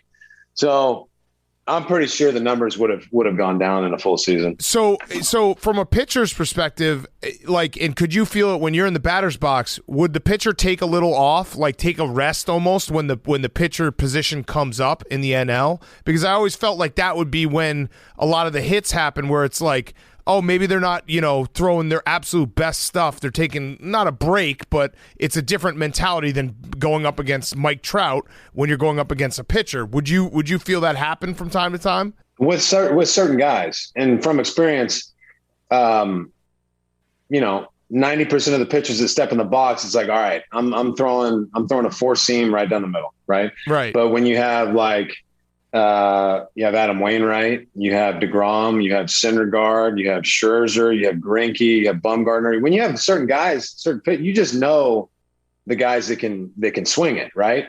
And if I'm going to be a dumbass and throw Greinke like 93 down the middle, he's going to put a nice swing on it. Is it a guaranteed hit? No, but I'm doing him a favor. And I feel like guys were the same way with me, right? Like, the guys knew I could hit. The guys knew I could hit the ball a long way. So a lot of the times I would get like a first pitch slider, which is a fucking terrific pitch to throw me, first pitch. And if I got into a 2-0 count and you threw a fastball, like it better be in like a decent spot. Like, but that doesn't mean I'm going to hit over the fence. It just means I'm going to put a really good swing on it. Yeah. I think maybe my favorite career highlight of yours is when you were batting. It's not even a start that you had or a particular pitch that you threw. You stepped in the box against Madison Bumgarner, and you put a shot out into left field, and it's like a sea of black and orange out there, except for the dude that caught the ball. He's the only Cubs fan in the entire stadium, and he hit it like directly into his glove. It was awesome. Can you walk me through like that at bat and how awesome it feels as a pitcher to hit a home run off a great pitcher like Madison Bumgarner? Yeah. I mean, really cool story. We're on the road, obviously playing San Francisco and trying to move past them to get to the NLCS. And at the time, Bumgarner had been, he had like 20 scoreless innings in the postseason or something. Like that was kind of during his run of being like, this titan in the postseason and just kind of bulldog and hard to beat. Right. So it was a pretty exceptional game. And he kept throwing me up and in, right? Which is from the left side, he's kind of slinging it over here and it's kind of coming across the plate. I think he threw me two up there. I think I swung a miss and I took one for a ball. He went like, might have thrown an off speed. I'm like, I got 2 strikes. He's coming up and in again. Right. So I sold out to the up and in. If he would have thrown anything middle away, I mean, I'm walking back to the dugout. Right. But I happened to guess right, put a good swing on it. And off the bat, I'm like, shit, that's going to either, it seemed to me like it had a little bit of topspin. I caught it pretty clean, but it was kind of a line drive. And so if you see when I'm running around first base, the ball had just gotten over the wall and I'm kind of getting after it to get on second base for a double. And I see it's out. I go to high five Brandon Hyde, and he almost like spins me around, right, and like a corkscrew, and I almost ate shit. But my favorite reaction was Riz in the dugout, just kind of seeing it on replay, his reaction. And then Dempster told me he was sitting in the stands during that game, and he said he just kept screaming, "The Russians cut! The Russians been cut!" Right? Because at the time, Bumgarner hadn't given up shit in the postseason, for a while. So really cool moment. But yeah, I've got some cool moments as a hitting pitcher. One I'll tell you real quick. So in this might have been 2016. We're in Arizona. All the starting pitchers throwing like $5,000. Whoever hits the first homer, the other pitchers buy him a watch, right? So I think Lester started game 1. I started game 2. I'm facing Shelby Miller. First at bat of the year, I hit a homer dead center, right? So I won the watch bet, very first at bat of the year. And Lester, like, "Oh, you got to be shitting me! First at bat of the year!" Like, I mean, they were pissed, right? But I think that's a pretty cool one too. We have that That's same great. bet here at Part of My Take. First guy that hits a major league First homer. guy to bench that. Yeah. First guy that can bench that behind me. Yes. Who's the hardest guy to get out right now in Major League Baseball? Or maybe even if your top 3 hitters that you're like, those guys, they do something different than everyone else, where it's just a completely different beast when you're facing them. Top 3 right now. Okay. Soto. Yep. And some of this is from nightmares from personal experience with these guys. So Soto he's 21 years old or 20, and just the advanced knowledge of the strike zone to go along with his ability as a hitter is amazing. Again, hopefully he stays healthy and plays this game for a long time. It's good for the game. Ronald Acuna has to be in there. Again, hopefully he can stay healthy. Awesome that he's back from that injury. That injury was awful in Miami. Those 2 guys are phenomenal. Who else, man? Let's go down the teams. Where we got here? I mean, and when he's healthy, I mean, Fernando Tatis. Yeah. Like when he's dialed in, like, he's going to the opposite field. You miss with spin inside part of the plate. He's taking you to left or left center for a homer. Good strike zone judgment. So, I mean, I think those are 3 good ones right there. But yeah, I mean, I could probably come up with a few more, but those 3 are tough. Was there any dude that you pitched against that might not have been like a superstar or a name that we would first think of when we're thinking of the great hitters of like the mid-2000s or the teens, that for some reason had your number? Like one guy that was a thorn in your side? There are guys like that, man. I'm trying to think. Early in my career in Chicago, and then, well, I mean, look, Joey Votto, obviously, he's way high on the list, but I could never really get him out. I got him out of like maybe 3 times in that no hitter in Cincinnati, but the guy just got hits. I gave up, and look, I love Eric Sogard, but I gave up a grand slam to Eric Sogard early in my career. Okay, that to me, that sticks with me, and that was, I think, 2010, 2011. Wait, when you say that else? sticks with you, like how often does it pop in your head? When I'm telling stories like my little league team, and they're asking, they think that like you're always like elite and just like the best there ever was. I'm like, dude, no, like I give up a grand slam to a 9-hole hitter, right? And it, more than it should. Right, right. I love that. I'm gonna text Sogi right now. You son of a bitch. He's like, I'm thinking about that grand slam. No, I'd have to look back, man. But there are definitely guys that would hit in that 7 to 9 spot that I just couldn't get out, right? And some of it early in the career is just kind of lack of focus. You get through the first 5, 6 guys, and you're like, oh, I got them, and then you give up 3 or 4 runs. Yeah, yeah. Get a headline grab going. One way that it's always good to drum up some sort of headline when players talk about the shift for whatever reason. What are your thoughts on the shift? Are we banning the shift? All right. Well, this is a tough one, because if you talk to guys like Rizzo, or you talk to hitters that only hit the ball to the pull side, they get pissed, right? They don't want the shift, and I hate to say that I kind of understand it, but at the same time, and Rizzo has been good. Like when he's behind the count, he'll go to the opposite field. Yeah, like he'll hit those little line drives, like in front of the left fielder. He'll take his base hits. Like what happened to that? What happened to focusing on being as well-rounded of a hitter as you can? Well, let me answer my own question. I think that some of it is this advanced analytics and these guys just telling them to be one-dimensional. Like, we want you to hit for power and continue to try and hit for power regardless, right? Yeah. But I mean, runs come at a premium sometimes, right? Like, it's not just guaranteed that you're going to score 5 or 6 runs in any given game, right? Like, I've been part of teams that went through stretches where they scored 1 or 2 runs in the course of 4 or 5 games. So if I can get some production, even if it's a base hit to the opposite field, then that puts the starting pitcher in the stretch, right? Things can happen. Pass ball, manufacturing runs shouldn't be a lost art, right? Yeah. So I understand the argument for banning the shift, but I also don't like the idea of having the greatest product in the world, the greatest product of the sport in the world, the highest level of the sport, telling guys that they no longer need to learn how to be multidimensional as a hitter, So, and look, I'm not dead set on that. I love having the argument. I love listening to guys kind of discuss why it should or shouldn't be done.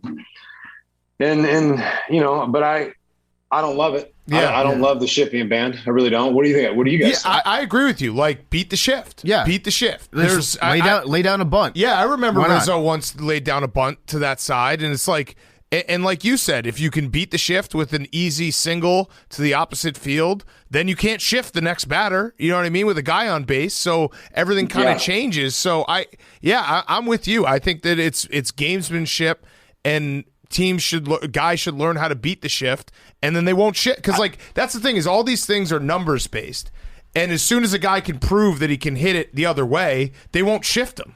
Mm-hmm. That's a fact. And I've seen Freddie Freeman drop it down. You've seen a lot of guys, I think that we've seen Max Muncy do it, right? Like, if you're going to leave that entire side of the field open, Bryce Harper's done it, right? Like, guys will do it. So maybe we need to do it more often, but then you sacrifice, your biggest thump in the lineup, potentially, like being on first base. So I see that, but there are a bunch of lineups in the game right now that aren't just provided power from 1 or 2 guys. Yeah. Right. Like, there's a lot of guys who can leave the ballpark with one swing of the bat. So, and getting guys on base it's a big deal for more pitchers than you think, right? A lot of guys don't like to throw out of the stretch. And you would think at that level, it's just kind of part of the game, whether you're in the windup or the stretch. But the guy on first base or second base can fuck with them, right? And if the guy gets to second base, now you have to deal with mixing in different sets of signs. And, or if he's not stealing your signs, he can see the grip in your glove. And then you change, like, the way you position your hands. Like, there's way more variables that come into play than you think. So getting a guy on base, it does more than just, create a situation where that will lead to runs, right? It puts more pressure on the pitcher. Yeah, that's interesting. And on the outfield too, and on the infield, like, everything changes up. The small adjustments. I actually think so. Yeah, home runs are fun. I love home runs. It's awesome to watch. Our producer Bubba has a thing, like a kink, where he just sits down and watches YouTube compilations of monster shots, which is awesome. I get that, but you know what? Small ball's fun. I think small ball is fun. When you get like guys stealing bases and you get like manufacturing runs like you were talking about, that to me is why I started watching baseball and what I loved when I was a kid. Yeah, it's one of those intricacies of the game that makes it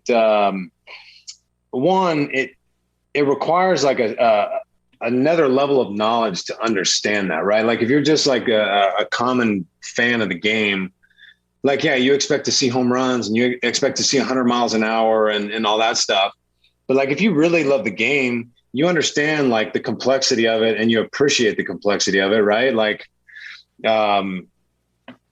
gaining an extra 90 feet, right? Like is incredibly important. If that guy can move from first base just to second base, there's so many more things that have to be done now with that guy there, right? If this guy and think about the play at the plate on a base hit.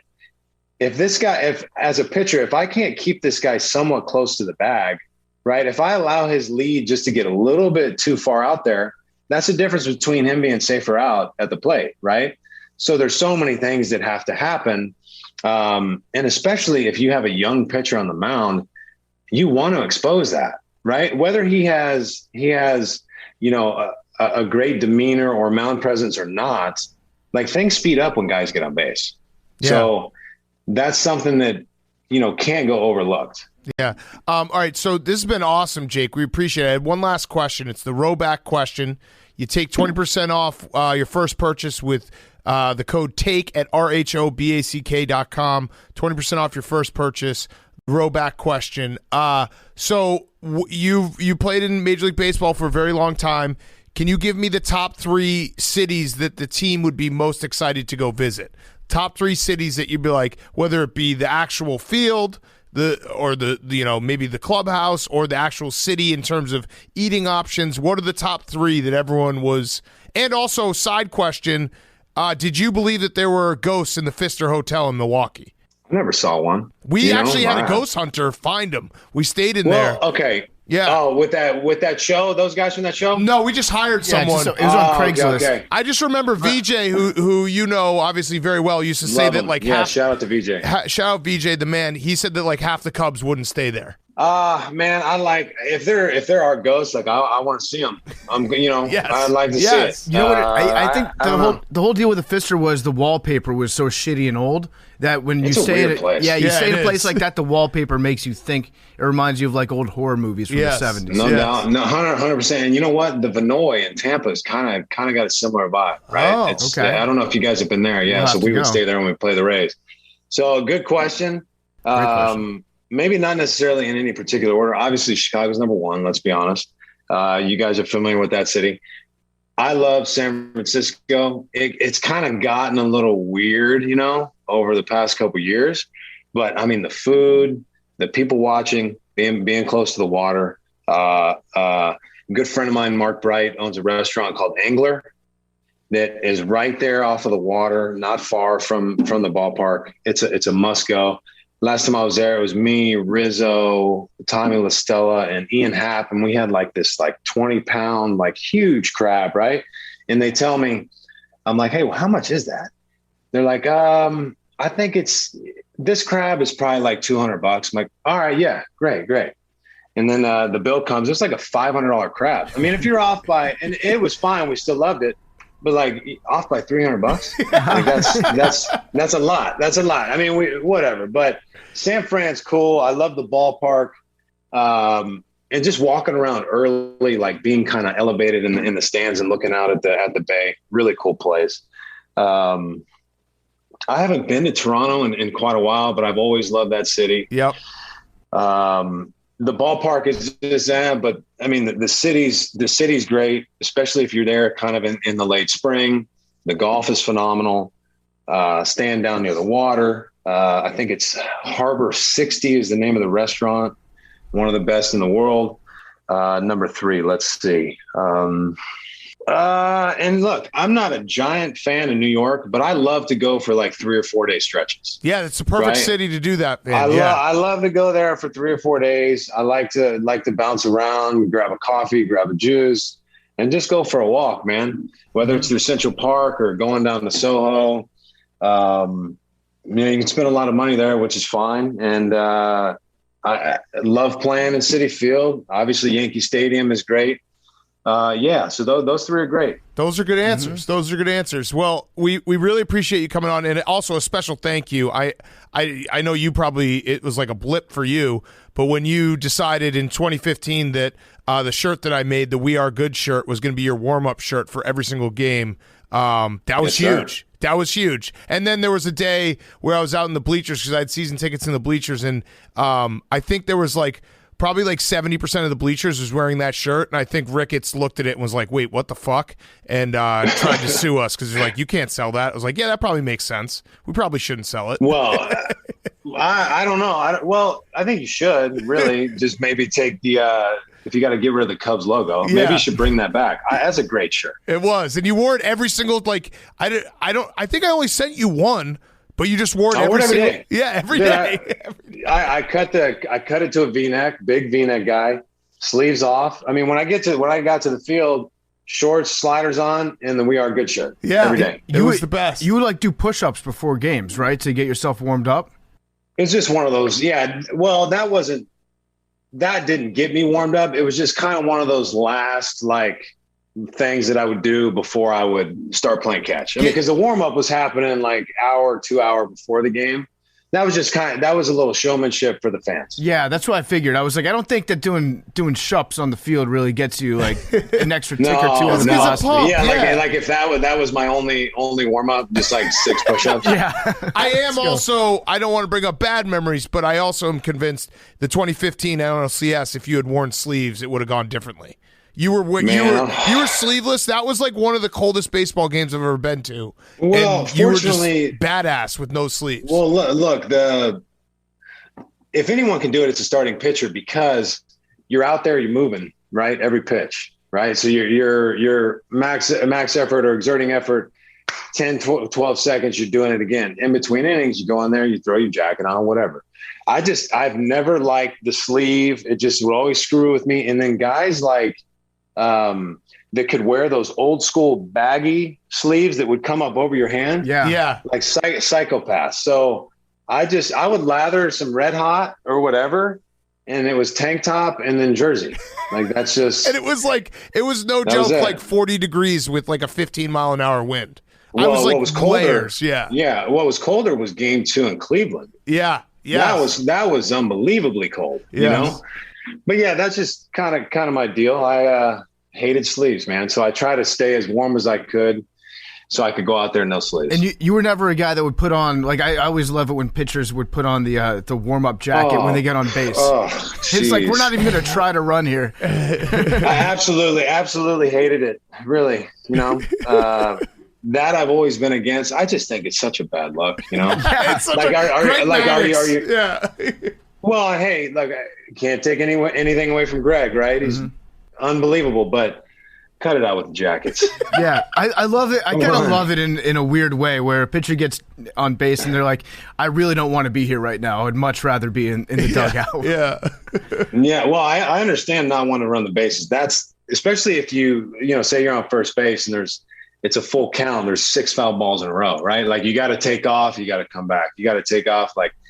That's not where you want to be. But the jacket's got to go. It's got to go. Are you really that cold to where you can't wait a few minutes? Yeah, it's a fair point. I've actually we've talked so much. I have one last question. I was just reminded of Game 6 in Cleveland. Was it a little bit bittersweet going out there and winning that game, knowing that Marlins man wasn't in attendance? I don't even think about that. Oh, really? That would be the first thing I would think about. Didn't but he's fucking there, right? You see that, especially it's well, what do you do? You're the only guy in this color shirt. Yeah. Well, he didn't go to Cleveland because the fans attacked him there. It has nothing to do with the fact that you can't see behind home plate on television.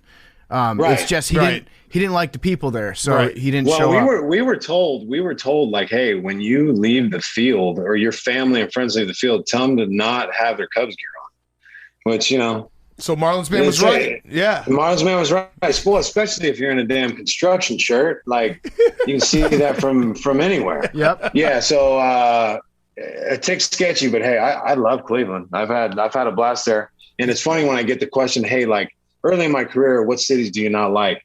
Yeah, I'd have a couple, but now it's like when you played long enough, you have your spots, right? Like you have the places you like to go. You got your food, you got your golf courses, and you're good to go. I love it. I love Chicago, it. San Francisco, and New York. So you'll be voting for Biden again? What's that? Excuse me? Thank you, Jake. I don't think so. Yeah, guys, hey, it was a blast. You're the best, man. We appreciate it. Hopefully, we'll see more of you. No doubt. It was good being with y'all. Jake Arrieta was brought to you by our great friends at Shady Rays. I'm wearing Shady Rays right now. They're the official sunglasses, part of my take. Summer's coming right up. It's spring. It's sunglasses season. It was nice. It was beautiful outside this weekend. Was wearing my sunglasses the entire time. And Shady Rays is the official partner, part of my take, and they're hooking you guys up. They want to hook up the award-winning listeners to get your hands on a pair of Shady Rays. They've got an outstanding combination of fit, style, and performance without the big brand price tag. And it doesn't just stop at the quality. Shady Rays offers the most insane protection program in all of eyewear. Every pair is backed by their lost and broken replacements. If you lose or break your pair, even on day one, they're going to send you a brand new pair. Wear with confidence wherever. You can wear them on a lake. You can lose them on a lake. You can lose them going for a hike in the woods. You can lose them playing basketball outside. You can break them playing sports. They're going to hook you guys up with a replacement. They can also provide 10 meals to fight hunger in America with every order. They've donated over 20 million meals to date. Look good in your shades. Feel good by making an impact. If you don't love them, exchange for a new pair or return them for free within 30 days. There's no risk when you shop with Shady Rays. Their team always has your back. And for our listeners, Shady Rays is giving out their very best deal of the season right now. Go to shadyrays.com/PMT50 for 50% off 2 or more pairs of polarized sunglasses. That's right, 50% off, half off 2 or more pairs of polarized sunglasses just by going to shadyrays.com/PMT50. Get 50% off 2 or more pairs of their polarized sunglasses. Okay, let's wrap up. We got a Monday reading. By the way, I watched the Jordan Spieth video. The baby has every right to cry, but that baby was never going anywhere. So that was the baby's probably like, what the fuck? This sucks. Yeah, the baby did not. Baby was never going. That ball, you could punch that baby out, it wouldn't go anywhere. I don't know. Yeah. There's some running back coaches watching that sweating right now. She had him. Okay. This is brought to us by Billy. Billy actually came out. Billy, you want to do the reading? Sure. All right, let's do it. This is good reading. Go off, Bill. Let me pull it up. I found it on Reddit, and I forget what exactly. Here, you send it to us. I can send it to you. I'm pulling it up. Boom. Perfect. Boom. Billy football. What subreddit? I think it is from the AITA, Am I the Asshole subreddit? Oh, nice. No, it's from Relationship Advice. Mm-hmm. Nice. Perfect. Okay. Go. So I know this is a weird question, but my boyfriend likes to spend a lot of his free time digging a tunnel on some property that he inherited. I haven't seen the full extent of it, but last I saw, it was remarkably deep under the surface. He spent roughly a year on it, and it's evident. The front of the thing is deep, wide, well put together. At the front, which is the only part that I've seen, he's got cement beams, electric lights, even chairs, and a small table. Time out. Okay, time out real quick. Obviously with the table and everything, but for a minute there, I thought this was going to be one of those joke posts, like, plot twist, I'm married to my dog. Because, like, wouldn't that make sense that, like, my boyfriend / my dog is just digging a huge hole? Or maybe it might be a guy that's got, like, a cosplay fetish where he likes to pretend that he's a dog, and that's what he's doing there. The first thing that you mentioned that really caught my eye that I don't remember reading about before is this is inherited land. So it seems like, I'm just thinking this might be a treasure hunt thing right off the bat. Like maybe there's a will that's been left where it's like, you know, I'm going to leave you 3 riddles, and that's the clue as to where the treasure is on the property. Read that last sentence again about the construct of the hole. The front of the thing is deep, wide, and well put together. At the front, which is the only part that I've seen, he's got cement beams, electric lights, even chairs, and a small table. Okay, this is actually crazier. How do you have a tunnel in your backyard and not want to go in it?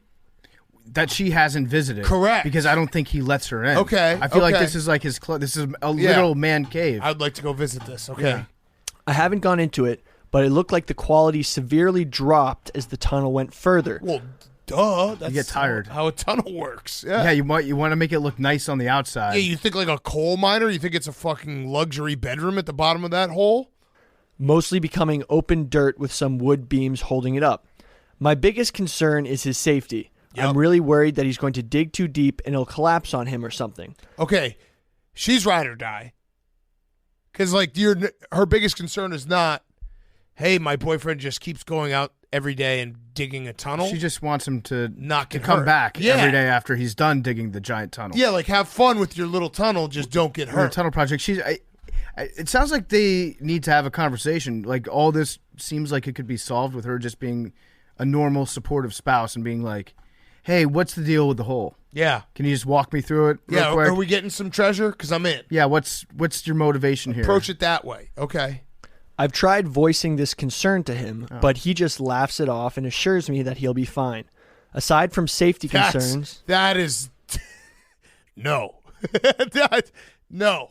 Whenever a guy says you worry too much, that means that you're actually in that moment not worrying nearly enough. Yeah, that's every time I go pick up hoops. I'm like, my back is fine. Yeah, it'll I'm be fine. good. I'll be fine. So, this hole, is he digging it by hand? Is this a shovel situation? it gets Does he into have it equipment? later. Okay.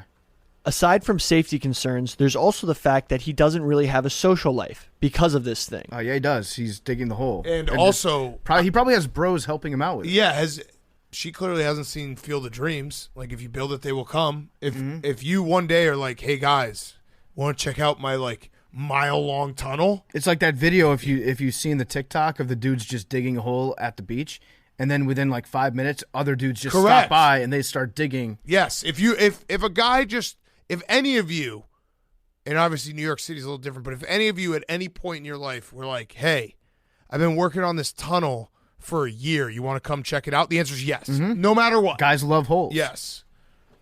I'm pretty much the only person he still talks to outside of his job, and he doesn't go out and do anything anymore. It used to be dog. It's a dog. It used to be that he'd occasionally head out and do some digging on the weekends.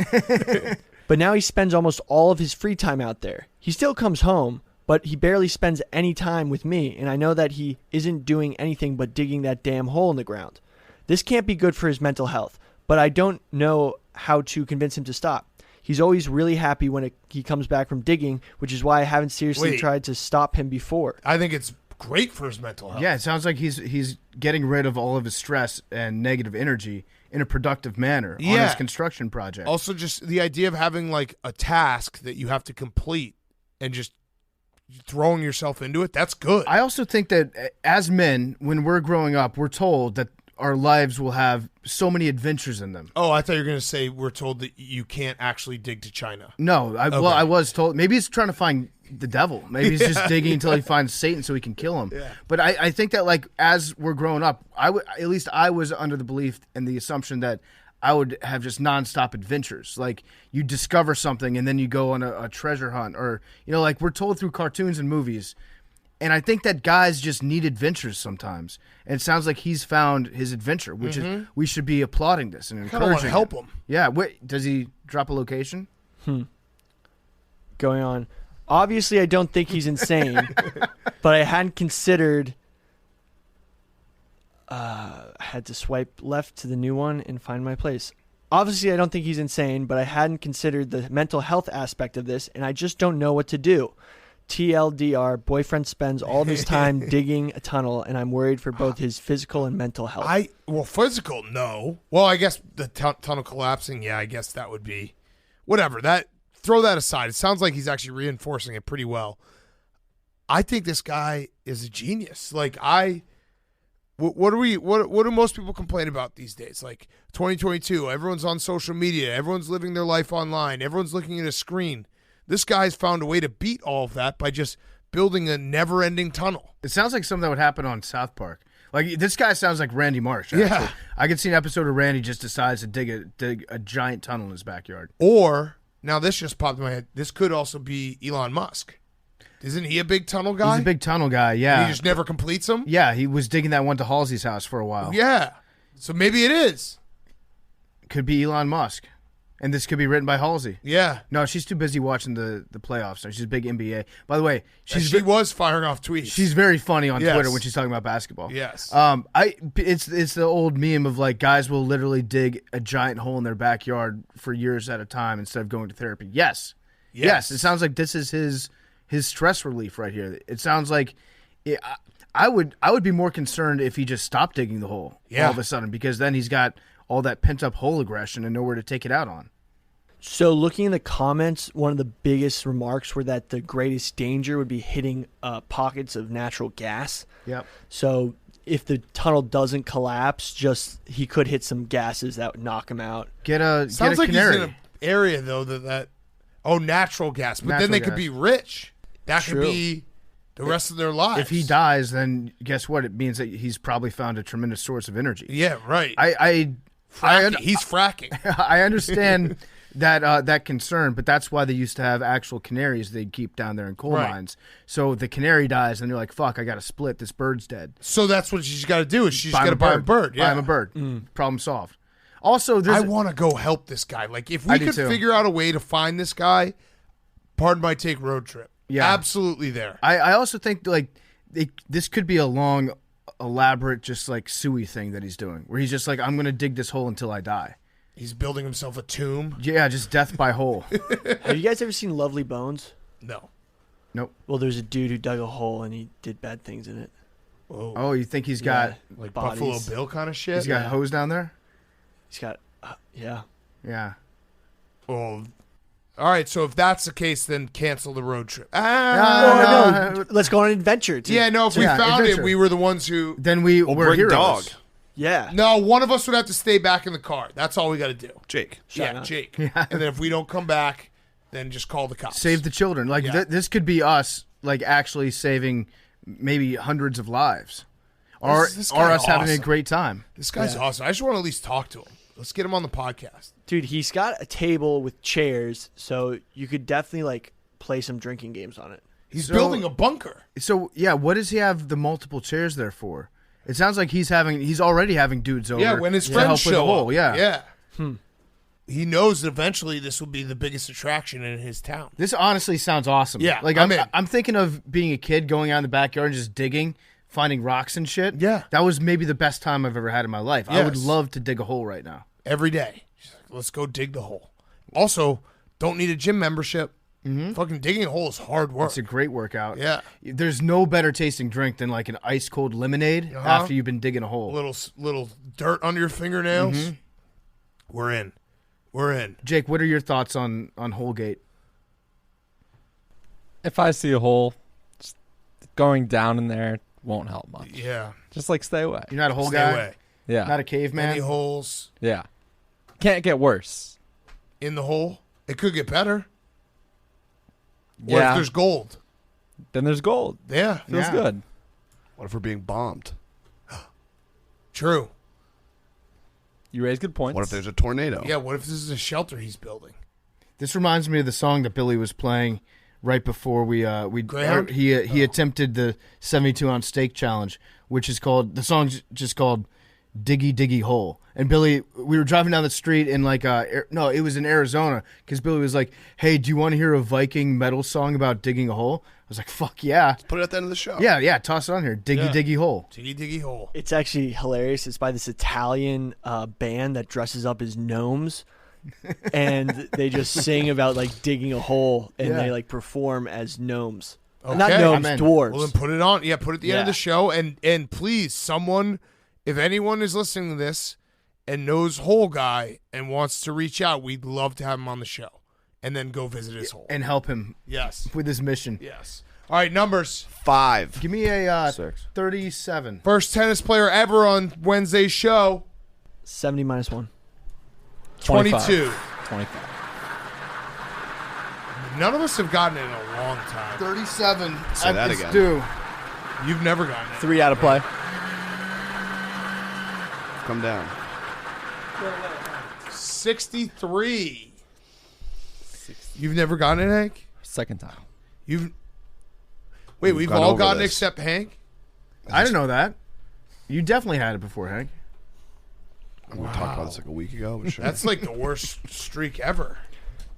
Damn, you suck at this. Yeah, I do. Love you guys. Chimpanzees regularly hunt monkeys. Whoa.